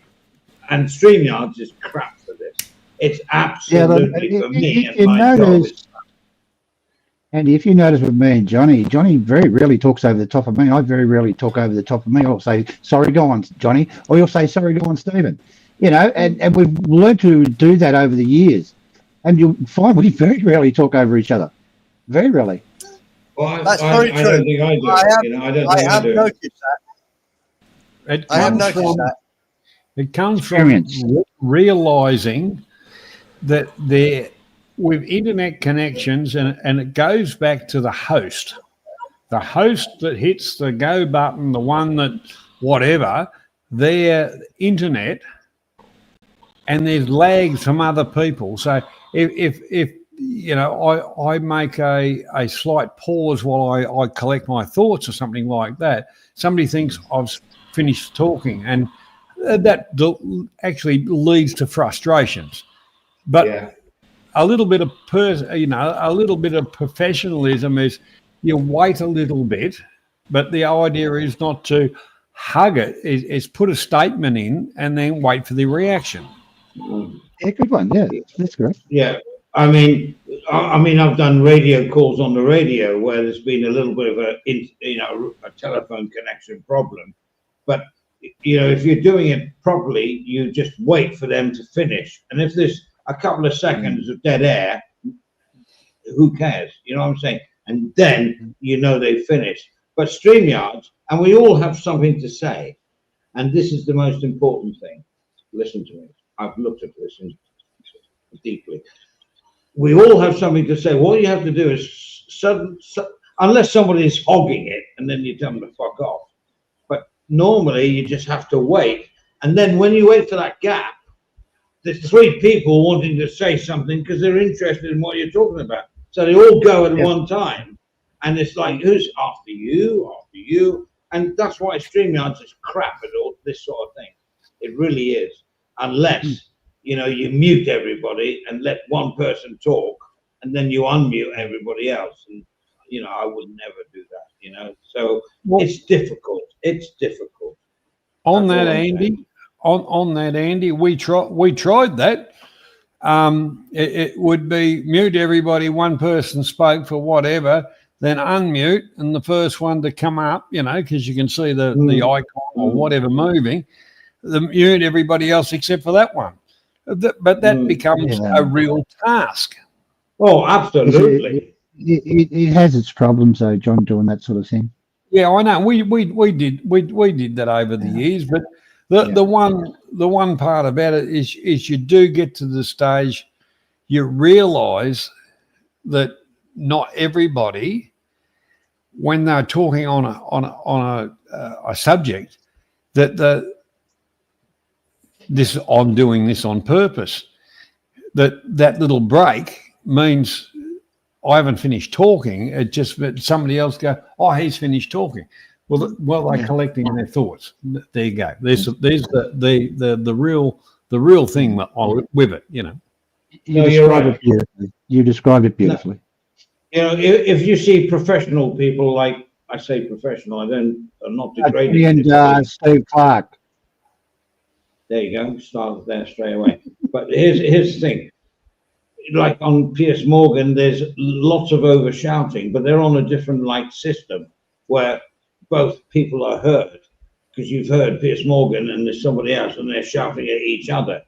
But the thing is, on StreamYards, you have to have that etiquette of wait, and don't be the first one to come in with what you've got to say because it's so important. Maybe somebody else is thinking the same thing, so you let it go and you just let that person talk. And if they take it to extremes, you just fucking mute them and whatever. But that's the way. But this is not a professional situation, which I get and I like it. But there's always going to be, oh, well, you talked over me, or you Jay's left, by the way. Doesn't really worry me, Andy. Very interesting. Very interesting, Andy. Now, last week's topic was the thumbs up. I had some contribution to that. So maybe I'll fucking do it tonight. In Australia, because the roads were so shithouse and you didn't have power steering on vehicles, and if you hit a pothole, the steering wheel would rip around, and if your thumbs were wrapped around the steering wheel, you get them broken. So people drove down the road with their two thumbs up and using the palm of their hand to steer the fucking wheels. Yeah. And that's in here where going up the highway and shit like that, driving stuff, thumbs up, all good. Because otherwise you were fucking shaking your hand because you just had a broken fucking thumb. And that hurts. Oh, Anyhow, Look, that's not Piers, the topic, but I was Piers going to say that Morgan, last week. Piers Morgan, you can't really compare Piers Morgan to what we do. Piers Morgan is done in a studio. Now, each microphone you got there has got its own separate channel. Now, if they go through, they edit the whole lot, so that when they're saying the most constructive thing will be a little bit louder than the other three on the panel, okay? We haven't got those advantages. But yeah, you I got to know. understand, with a panel, everybody wants something to say, and everybody's got something to say. And you just got to, try to communicate with people because it's a panel. It's up for discussion, but sometimes it doesn't work, does it? No, you're right. You're right. I know when I said, the Piers Morgan things or the BBC panels that they have, I get it. They go through a whole different technical thing. And I still admire people that want to come on and want to talk and they want to say their bit. And the protocol maybe, not maybe not the same as how it should be professional. But this is not a professional panel. We go with the flow. It makes arguments, It comes down to etiquette. And you're right, everybody's got something to say on any given subject or whatever. And it comes back down to etiquette. Wait for somebody else to finish. And the over or whatever, look, I spent a lot of time on radios in my life. It was, when I finished my statement, it was over, Can I say something? I got my hand up again. Look, a lot of the problems with a whole lot of it, if you look at that, what's that nuts, that American one? He puts the big headphones on and he's got the big microphone. I can't remember his name. Joe Rogan. But you look at Joe Rogan, right? Yeah, okay, Andy, you finished? Okay, I'm just joking, Eddie. I was agreeing. I was trying to tell you the name of the guy you were trying to think of. Joe Rogan. Yeah, I know, Andy. Yeah, I know, Andy. I was joking. It's okay, Andy. They all wear fucking headphones and they've all got big microphones. Now he interviews Paul McCartney. Paul McCartney with headphones and a microphone. But this is the biggest problem here on these panels is some people don't use microphone and they can't hear the talking. That's the biggest fucking problem with these panels. Believe me. Yeah, but it's an amateur platform, like Joe Rogan. His biggest thing is he lets the other person talk. But it's normally a one-on-one thing. Right? Yeah. Sometimes he has two, and sometimes he has three. But he'll never have to say stop over talking because everyone who knows the etiquette of how to do it, and they can hear each other, as you said. But here, it's a very amateur platform of what we're doing, which is fine. But you're always going to get conflict. Oh, you talked over me. Oh, no, you talked over me. And then you spend the last 5 minutes talking about who talked over whoever. And it's a waste of bloody time, to be honest. Yeah. Another thing that I suggested to you guys a few weeks ago was pre-record some subjects, so you can talk and, you can put up screens, proper screens and shit and do it that way. You don't have to, I'm not saying go on for 10 fucking hours. I mean, go on for 5-6 minutes of one particular subject. I mean, and then all the chat will be talking and then you can address the chats.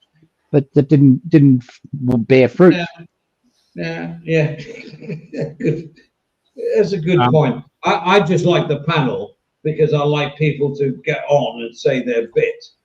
I'm a really pusher for that in this genre that we're doing. Like, Steve Manash wants to come on, which he bloody doesn't. But if he came on, we would all listen to him, right? And we've done that with loads of other guests. We let them. Why the fuck are we listening to Steve Monash? He's got a thing about a lady from Myanmar, and he has wet dreams about her. Yeah, that's true. And he's stuck in a time warp. Yeah. Jesus, Johnny, I've lost my train of thought then.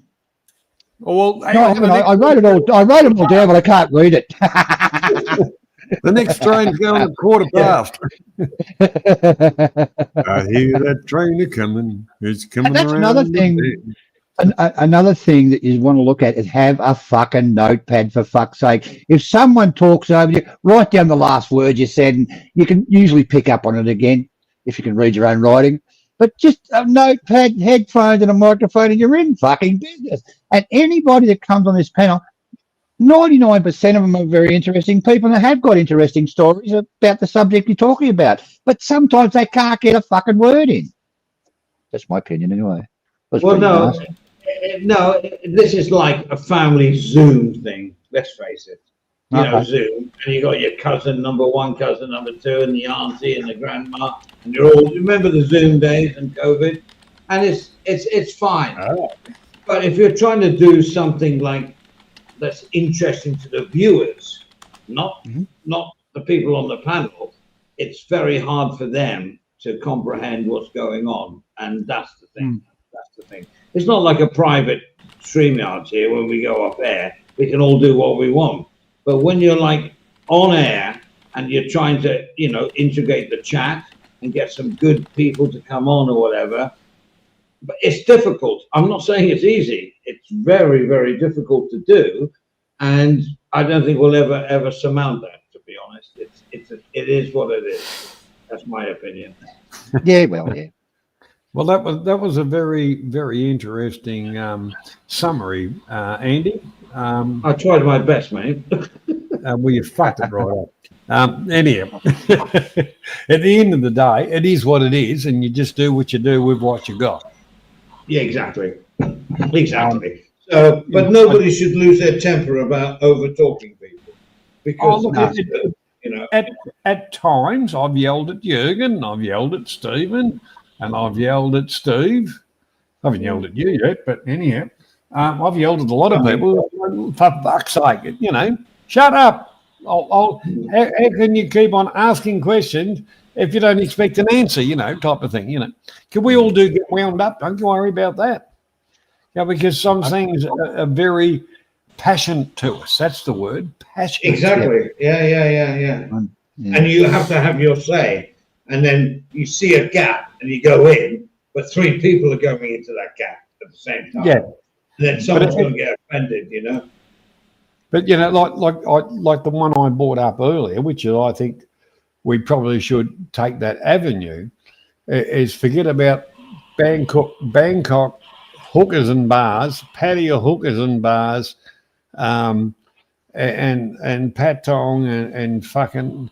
There is anywhere in the world where you came from without the snow. There is countryside similar, if that makes you happy, within Thailand, but a better climate. From the north to the south to the east to the west. Yeah. I'm a bit lost on that one, I have to say. I'm sorry. I'll have to look at the replay on that one, John. Can you repeat that again a little bit quicker? Well, what I'm saying is Thailand is not only the bars and shit like that in Bangkok, and Pattaya, and and fuck it, because there is a lot of beautiful bloody scenery, especially down the south and up the north, and each side. Yes, that's right, John. Tony's. Wow, looks like you're getting lucky tonight, Tony.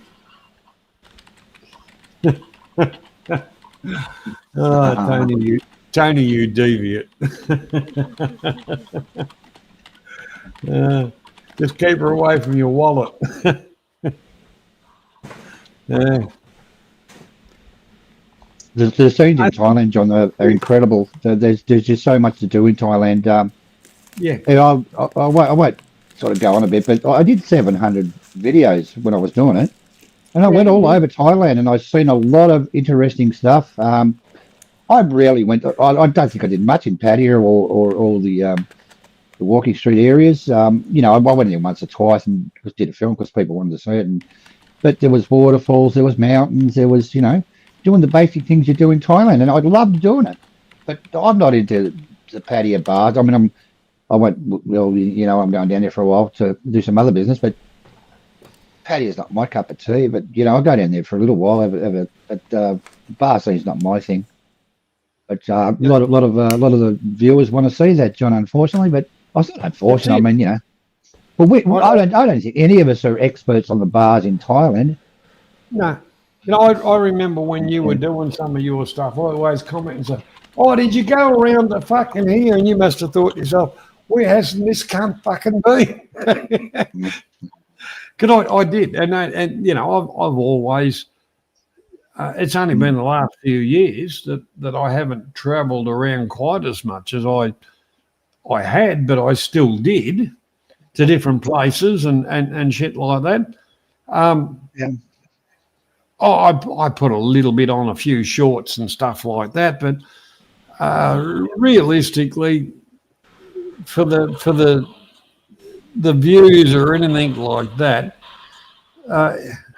they're all devious. They want to see tits and bum. That's it. Oh well, each their own, mate.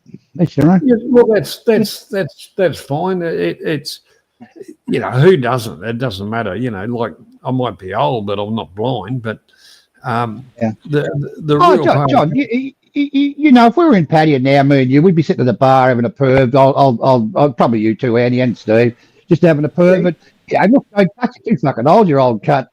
But there's some beautiful looking girls in Thailand, but I wouldn't touch them.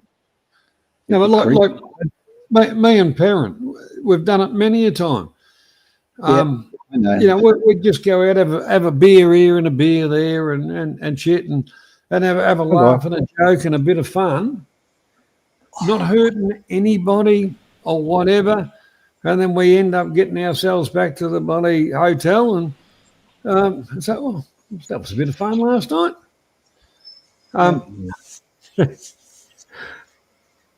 Me and Andy and Perrin sat at the bar where Steve goes. I won't mention it. And we sat there. And we were looking at people walking past. I quite enjoyed myself. Just sitting there and having a chat and watching the world go by. I like creepy world went past. Jesus. I like me people watching. Yeah, I don't mind. Like me and Perrin. We sit there and like a side bet. Side bet. I reckon he'll do this. Bloke will do that.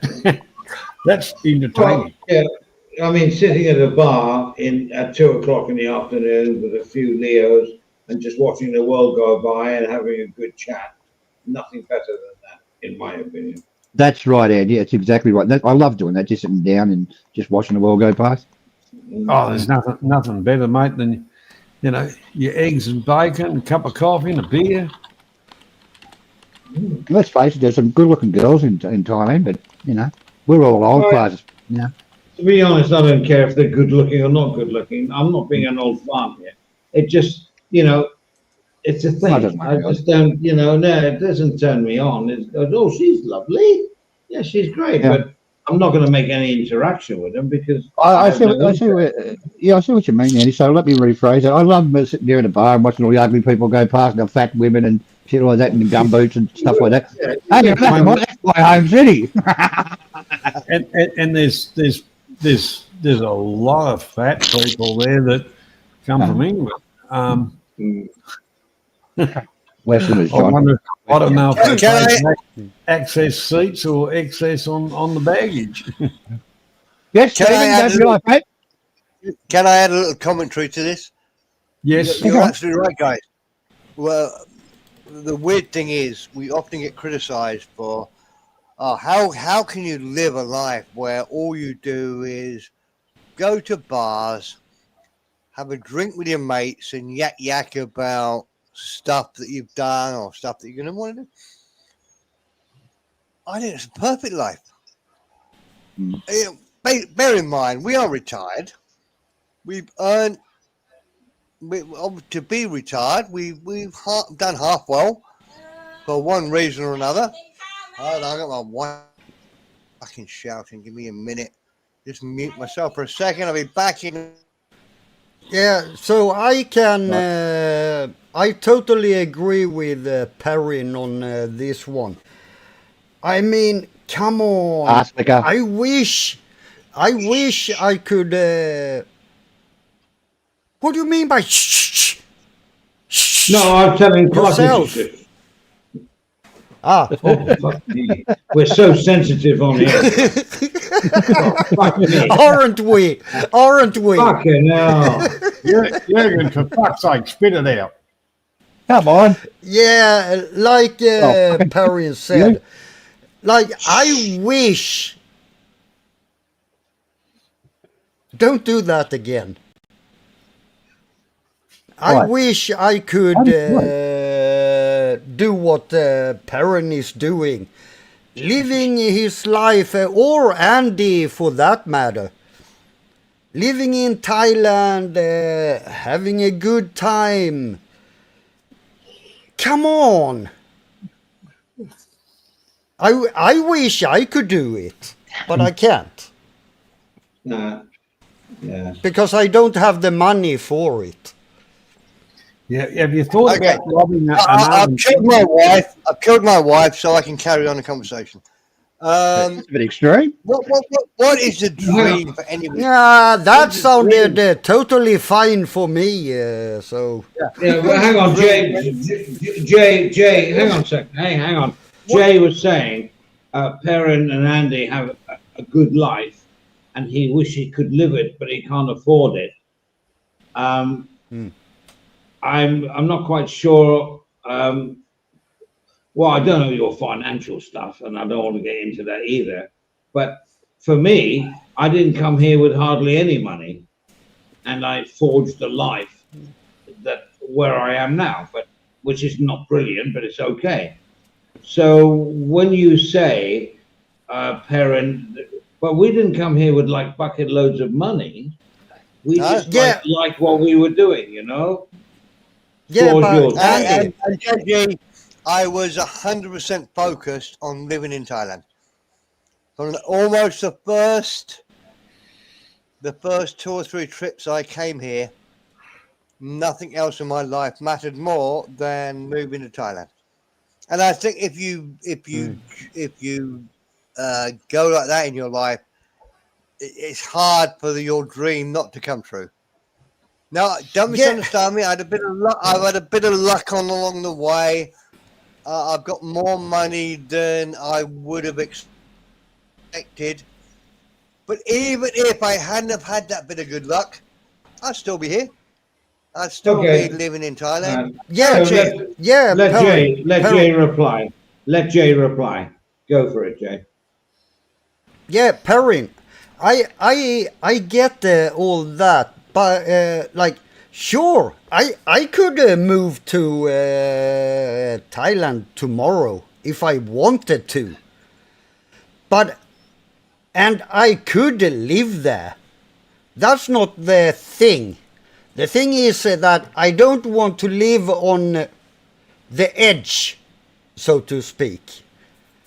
It would be nice to have some extra money, if you know what I mean. And like Andy said, you came to Thailand with hardly any money. So I will ask you a very, very sensitive question. How do you finance your stay in Thailand? If you came to Thailand with hardly any money, and now you live in a house, you have this, and you have this, and you have this. I have never ever understood how it works. Okay. Because Jay, everyone says, oh, I don't really have any money. And yet, like you, Andy, you have a house, you have a car, you have a good life, but you don't have any money. How does it work? I'll answer that. I'll answer that. When I came here, I was on a contract with a club in a hotel, and I was getting good money. I was on a 3-month contract, which they extended. So you had money. No. So you had money. No. I was earning money when I got here. So I Okay. had a contract. Otherwise, I would never have come here. I was earning money. I had all my food board and everything in the hotel as you would do. I had then it was extended the contract to 6 months to 1 year because I was a good guy and did a good job. It was 2 years and 3 years, and then the whole Thailand opened to me. Radio opened to me, and I just went through. I was earning money, and by the end of 10 years, I earned not a fortune, a lot of money to build my house, marry, and raise my kids. But I didn't come. Fair enough. I was committed to coming here. That's what I'm saying. Is commit. You got to commit. And if you don't, if you can't do anything, I understand. I fell in love with Thailand. They fell in love with me. Everything I did turned to gold. Oh well, let's do that. Let's do the cable TV. Yeah, I'll go on camera. I can do all that. Yeah, and we did it. I got money for it all the time. Money coming in. All the time that my wife was also earning not that much money, but she was also working, and we had a good income per month. And that's how I built what I've got now, which is not a bloody palace or anything like that. It's just a comfortable life. So, that's it. Andy, for me, I don't have any talents. Okay, I'll be honest, I don't. So I can't go to Thailand and be a DJ, make some money or anything. Yeah, good right? point. Yeah. So Yeah, I just can't do that because I don't have any. Like you, Andy, you have special talents you can use in Thailand, right? Or even worldwide, because you're not locked into just doing it in Thailand. You can do it online, what you are good at, right? Yes, I mean, I did it not just before I came to Thailand, I did it in Europe anyway. But yes, but I understand your point. I had a platform to land, but it wasn't my intention when I came here. It was 3 months and then go back to London and work It for is a 3 very months. good point, JG. It is Sorry? a very good point, JG. It's a very good point. And he's very lucky he's got transferable skills. Yeah, He yeah. can work My point. anywhere in the world. Yeah, absolutely. My point. You're absolutely Yeah. right. But I still think if you really want it enough, you could live in Thailand. Yeah, No, I no. can. I Yeah. can. I Andy- can. Andy I- is an exception to the rule. And although people criticise him, I mean, he's the exception to the rule. He's had a great life. And the way he talks, and he's not joking when he says he wouldn't change 1 second of his life. I would. I'd change at Yeah. least an hour of those seconds. And he's very lucky. And that's why he's such a lovely man. I count my But- blessings Yeah, every fucking morning. Yeah. Every morning, Yeah. I go, "Thank you, Lord. I am so lucky." You know, and I've I had You count- are, I challenges. count Andy. my blessings. You are. No, I say, thank you, You Lord. are.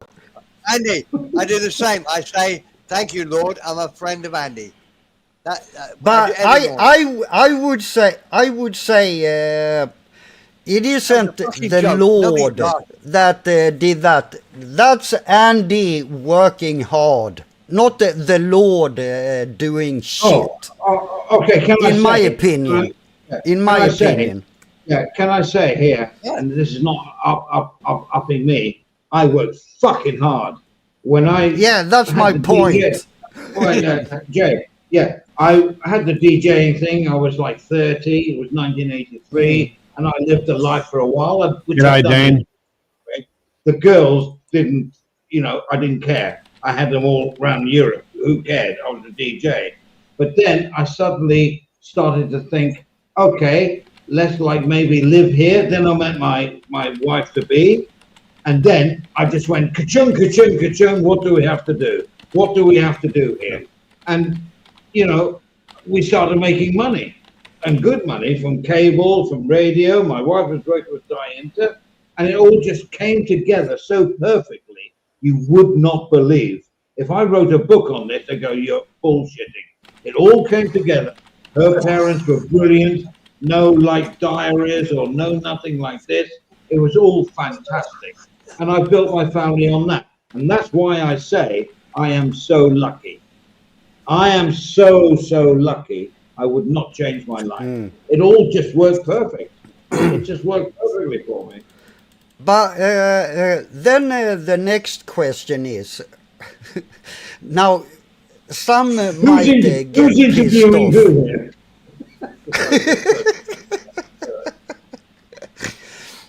Some might get pissed about this one, but no offense, Perrin. You and I are basically the same when it comes to this. You don't really have any skills that we know of, at least. Oh, So how do you make it work in Thailand? That's a good Let's put point. it that way. That's a very good point. Because Perrin. I really, really want to know how you do it. Okay, JJ. Because I want to do it. Okay, let Steve Perrin talk There's now. lots Okay. of factors that go into answering your question. And all of them I'm going to tell you is true. Number one, when I first started my life, I worked in insurance. I started off as a what they call a motor insurance underwriter. So I was doing. Then I went into life insurance, pensions, whatever. Now I turned into sailing. So I did that for about 15 years. Unbeknown to me, I was contributing to pensions in there, and this in those old days, JG. You could contract out of national insurance. You know, the normal ones that you all pay into in the UK. In the days Yeah. I was working, you could contract out of that. You could say, "Well, no, I'm not paying into that. I'm paying into my company pension," and I had insurance company pensions. But JJ, it wasn't me being clever. It surprised me 40, 50 years on when the pensions came. I thought I would get £200 a year from my pensions. I got a bit more than that. But The other thing £200 was- isn't much. No, That that's what won't help you JG, much in Thailand. JG, you're missing my point. Yeah, sorry, hang on. sorry. I expected 200. I got far more than that because with compound interest, my pension went up, and we had good days in the UK back in there. But that was the first thing. So that gave me a bit of money. I started thinking about living in Thailand 20 years ago when I met my wife. So I stopped drinking in the UK. I lived on a boat that you know. So In the UK. Say again? Yeah, sorry, I was just intervening. I'm trying to answer your questions. Yeah, You but said, it is a talk, so you're saying, I how should can be able possibly- to respond to you, shouldn't I? No, you asked. I'm going to tell you. I'm going to teach you, JG. So Yeah. But Perrin, I don't want right, to okay. interrupt you. I don't want to interrupt you. But when you explain to me how it works, No. why are you surprised if I make an intervention and ask you something about what you just said? That's how a conversation works, isn't it? the word is not intervention; it's interjection. Okay, sorry, Johnny. Sorry. But I if tell you we what, are Judge, having I'm a conversation, I'm giving you information that you don't know. I am the boss of this conversation. If you don't want to hear what I'm going to say, I will stop. I don't care. Why would I want to give you information if you don't want to hear it? I don't care.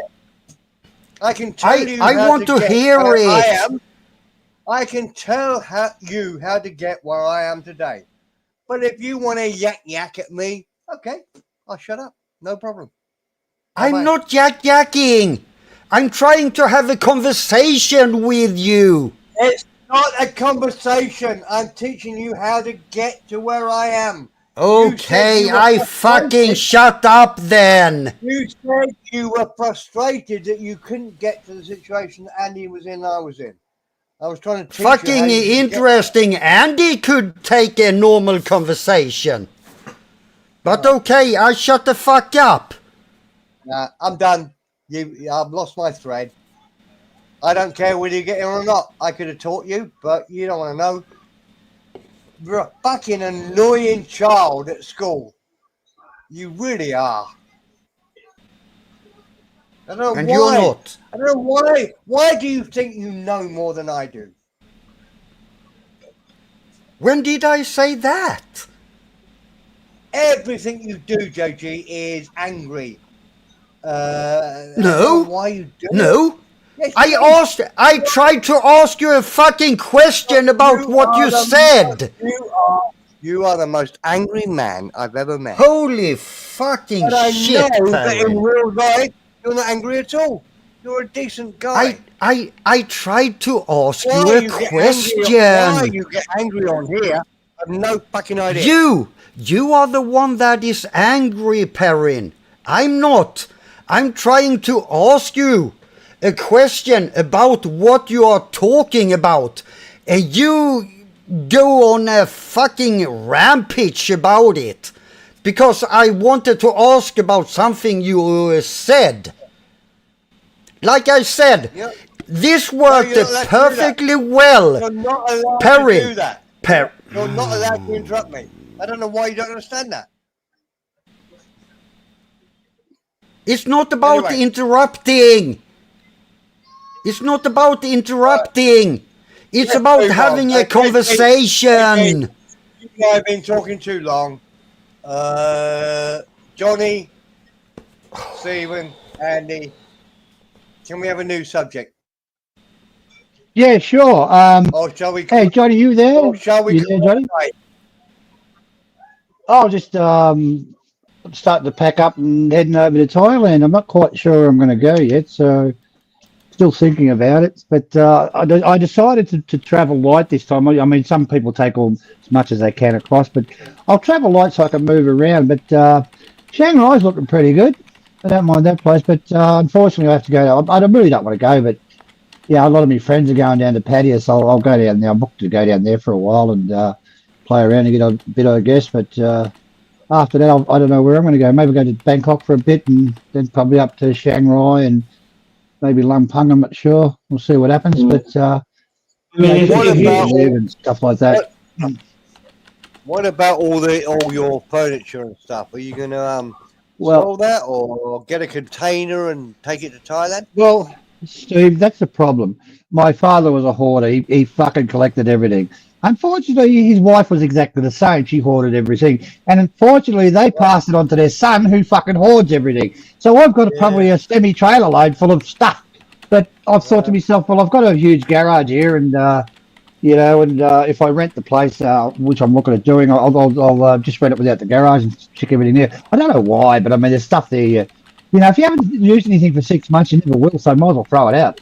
But I've got a lot of expensive furniture and shit that, I've got 2 friggin' cars. I've got to get rid of a lot of shit. Anyway. Can I give you my 2 penny worth, Stephen? Yeah, go on, mate.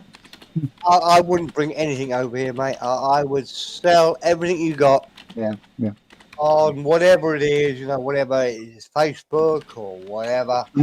Yeah. Get rid of everything. And just buy new when you get here. When you buy new when it comes here, it will work for you.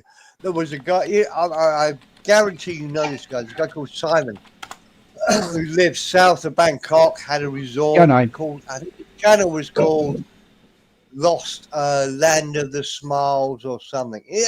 He did do a good show.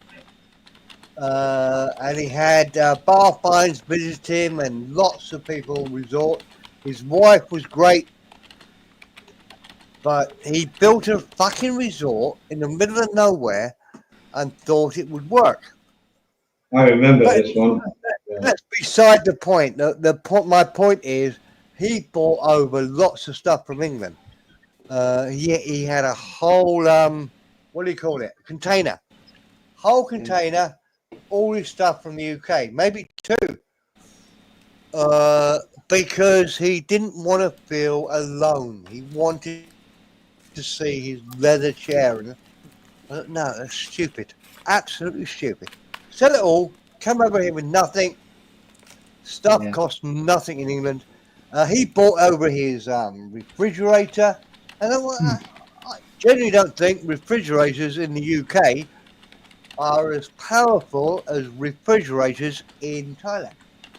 So he bought a refrigerator, it wouldn't work. So, hey, look. Okay, I'll shut up now. All right. All right. So, Stephen, look, I would have any conversations. Sell Sorry? it all. I'm Yeah. just going to say, sell it Okay. all. Yeah, sure. Like all new when you come over. Okay. Can I speak? Look, I've been having conversations with Johnny over the last couple of days, and I said to Johnny, I'm really thinking of not bringing anything over at all because, you know, you mentioned the fridge. Okay, so the fridges are fairly expensive. I think they're $800-900, John, aren't they? I'm not sure, but they're cheap as shit in Thailand. So I thought, you know, leave the fridge. But the one thing I Same. wouldn't mind taking over is my mattress because I paid a little fortune for it, you know. The mattresses are very expensive in Thailand, a good one. And Yeah. I'm not locked into taking my mattress or anything. I'm not locked into doing that. Stephen, But how much take room back- does a mattress take to move over? Stephen, take the- back the- what I just said. Yeah. It's almost impossible to find a good mattress in Thailand. Yeah, no, They're all crap, I know that. and even the expensive ones are still Yeah. crap. So if Yeah, you it's- have a mattress that you love, doesn't matter how much it costs to bring it over, do that. Honestly, Okay. Steve, 20 years- Steve, I realise that. That's because I went to buy a mattress in Thailand and had a look at them. 100,000, 120,000. I mean, they're not that expensive here, but the fridges, they're not worth taking. And none of your stuff's worth taking. But I mean, No if you're TVs. No TVs. Yeah. TVs. I For mean, I'll probably take a small, half a small room, maybe if that. yeah. No TVs. Don't bring your TV over. They're cheap Oh, as shit. Jesus. You know, in this house, I've got the thing 9 is- fucking TVs, 9 of them, Yeah. Andy. I got a big 60, well, I think it's 80 inch. I've got, I don't know, it's a 32 inch. I've got 6 or 7 of them, and blah, blah, fuck, it just goes on and on. But Give the, them all so the those. TVs are cheap in Thailand. It's not worth taking them over. But what am I doing? Fuck. So my answer to Jay, that a half an hour ago was saying, how can I live there with, he said, and I dispute that, no talent. That's a very good question, which actually I can't answer. Now I've highlighted it. The point is, you have to earn if you come here at your age, you have to earn. So you have to find a way of earning. And that's your problem, right, Jay? What? Yeah, who's I gonna- don't have any talents I can use in Thailand. Well, the whole part about it, I can buy into this. Now, don't forget, I'm in the same process of whatever. I'm downscale and stuff and that. I'm buying a container and sending it across. Now, mind you, where it comes under the Thai law, my wife is a Thai returning to Thailand. Big difference. Big difference. We will be taking TVs. We will be taking refrigerators. We will be taking fucking furniture and shit like that. Because the cost is, I buy the container and sending it across. There'll be a bit of tax on a bit of stuff. But at the end of the day, all right, you're talking transferable skills. Everything in that container not that I'm going to work, but I'll be working on my own projects and shit like that. But I've got some business projects that will be happening, and it'll all come out of that container.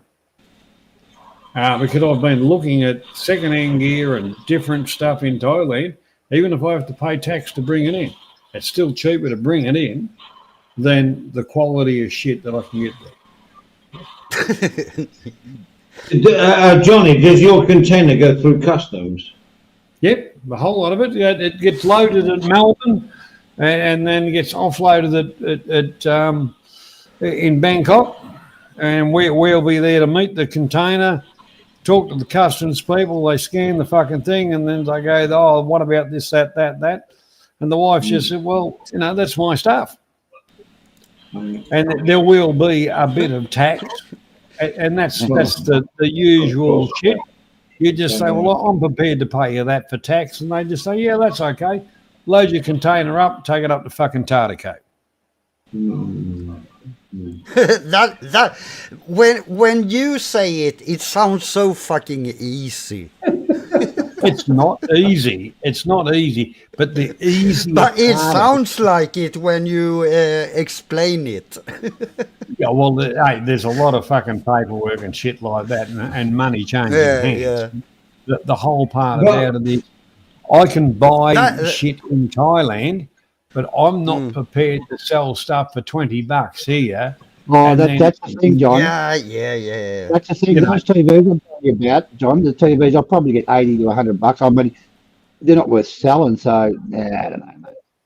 Well, once again, I will have about 2 pallet space in the container at this stage. Right. But once again, I want to feel for JG, because JG is younger than us, and he's saying he loves everything that we're doing and he wants to do it, but he's thinking, how can I survive in Thailand? And I get it. Simple. And you can't. And you can't. No, he can't, because you don't have enough collateral to live off interest of money, and you need to earn money monthly. So you're in a dilemma there, Jay. I get that. I understand. Yeah. Okay. I mean, I have, I think I have 6 million baht or something saved. That'll do you. That'll do you. Like that won't let me go until I die, would it? No. Well, it will. It just depends on when you want to die. I don't know. Let's see how much it is. No, but 6 million. How old are you, Jay? How old are you? 54. So, no, that's not going to see you through to the end of days. So, no, it's not enough. It's not enough. But can I interject for a second without JG interrupting me? JG, I think you say you have no life skills. You have lots of people on the channel here. Many of us like you, and many think you're a cunt. It's perfect. You've got 100% of the audience. That's a skill. And you are, I would suggest, I think you should try it. I mean, what are you going to lose? You should try it. You should. No. If Jay comes over. What? Jürgen, do you get paid out? Yeah, okay, 7 million baht I have saved. Can I ask a question? Can I ask a question? Johnny said something before I was listening to, and everybody spoke over the top of him. You got 2 containers, 2 pallet loads. What was the end of the conversation, John? Oh, sorry. I reckon in my container I'll have a 2 pallet room for 2 pallets. All right. No worries. Okay, cool. So with Jay, that's not enough money, and you need to come over here to see if you could invest our money in a business to make you earnings. Yeah. Which is difficult. That's my point. That's my point. I mean, 7 million baht. It sounds like a lot, but it isn't because I want to live there. Yeah, but, So but 7 Jay, million isn't that much. first time you said 6 million. Now you got up to 7 million. That's only taken what 10 minutes. By the time the stream's finished, you're gonna have enough money to go there and back. Clarky, maybe because I fucking put up the XE money converter.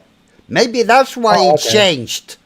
Yeah, Sorry, Jürgen, where you work, do they deliver money as in cash money by an armoured car, or they do it by electronic transfer? Yeah, but what Jay's saying is he can bring that money into the country, but it's not enough to live on for the next 25 years. So he has to earn. And he says, how can I earn? And that's the thing.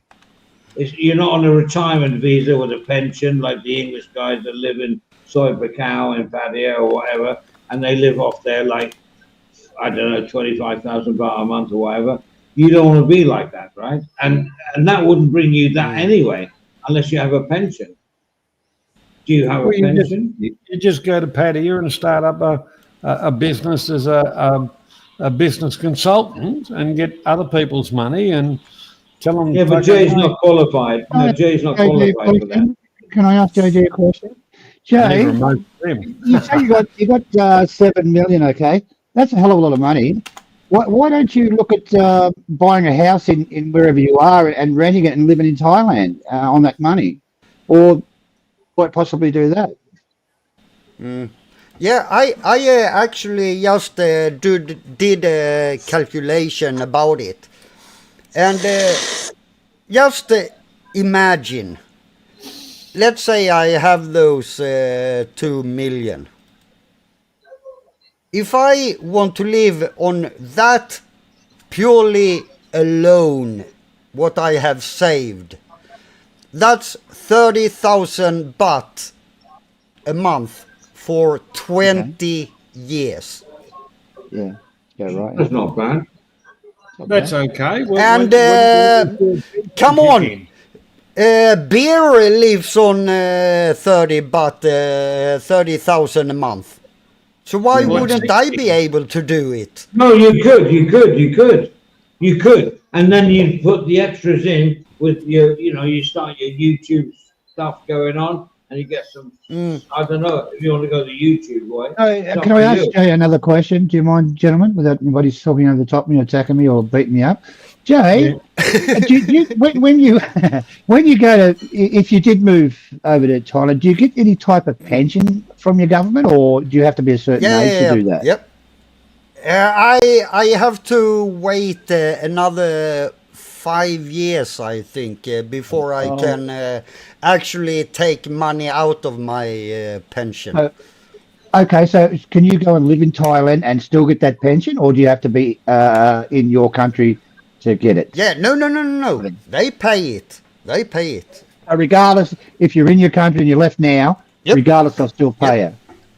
So you don't have to spend 2 years in your country. The tax is a bit different, but yeah, they still pay it.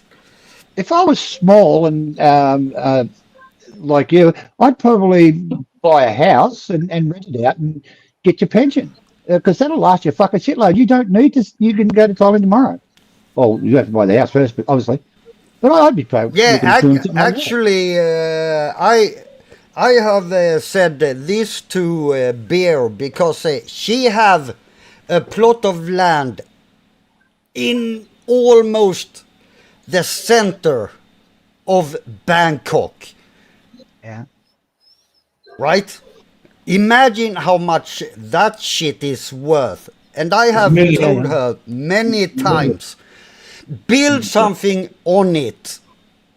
No, sell it. Yeah, that's an option. Sell it. But yeah, and now it's just sitting there. It looks like a fucking garbage dump at the moment. Yeah, JG, you know I love you, but that's a bullshit story. Why would I make that up? Why would I make that up? Okay, I fucking contact Bear now. Okay? I fucking contact Bear now. Okay, Okay, Let's see. JJ, I don't think she's let's be real around, about but why is this? JJ, listen to me. Stop talking. You're a very handsome man, but why do you think a pretty lady called Beer, who is a multi-millionaire, if she's got land in the middle of Bangkok, she's a multi-millionaire. Why does she like you when you only see her every 2 or 3 years? It just doesn't sound fuck right. do I JJ. know? Because Perrin, can it be because I'm a fucking nice guy? Can it be like that? No.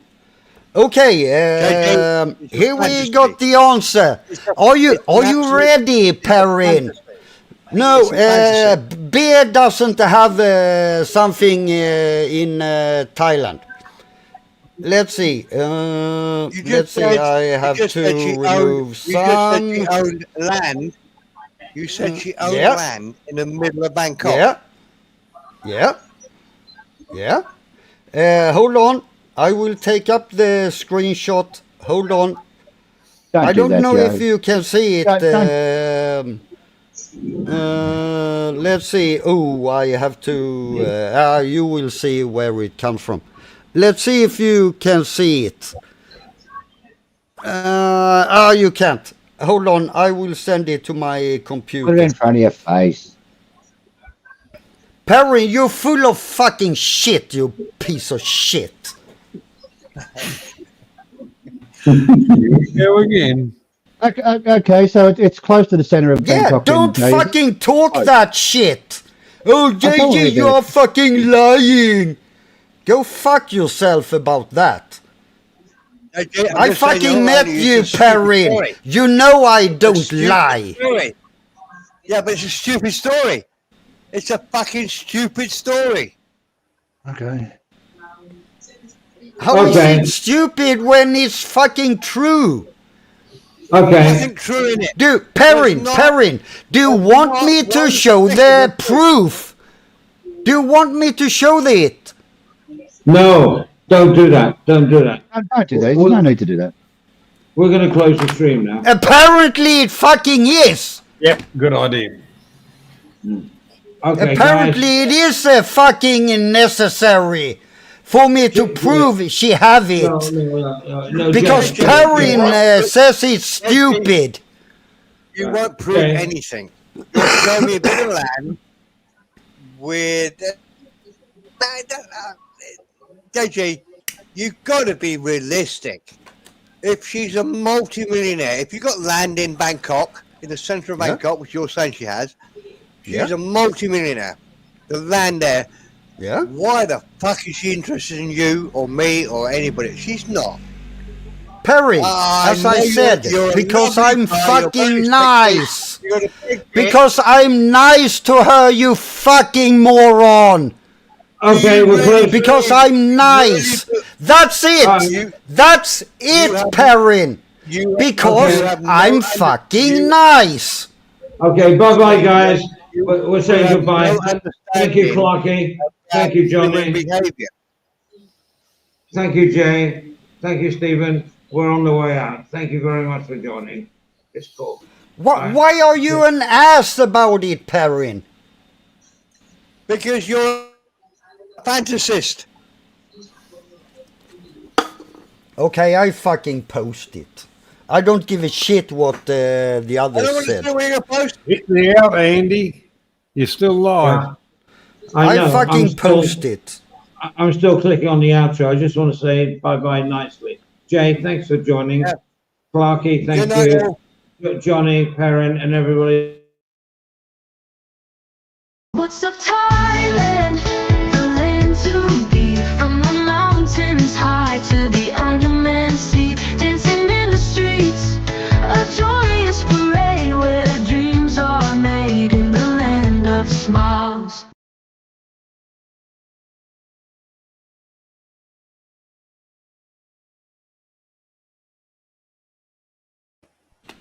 It's still fucking Johnny, who was that? Who was that?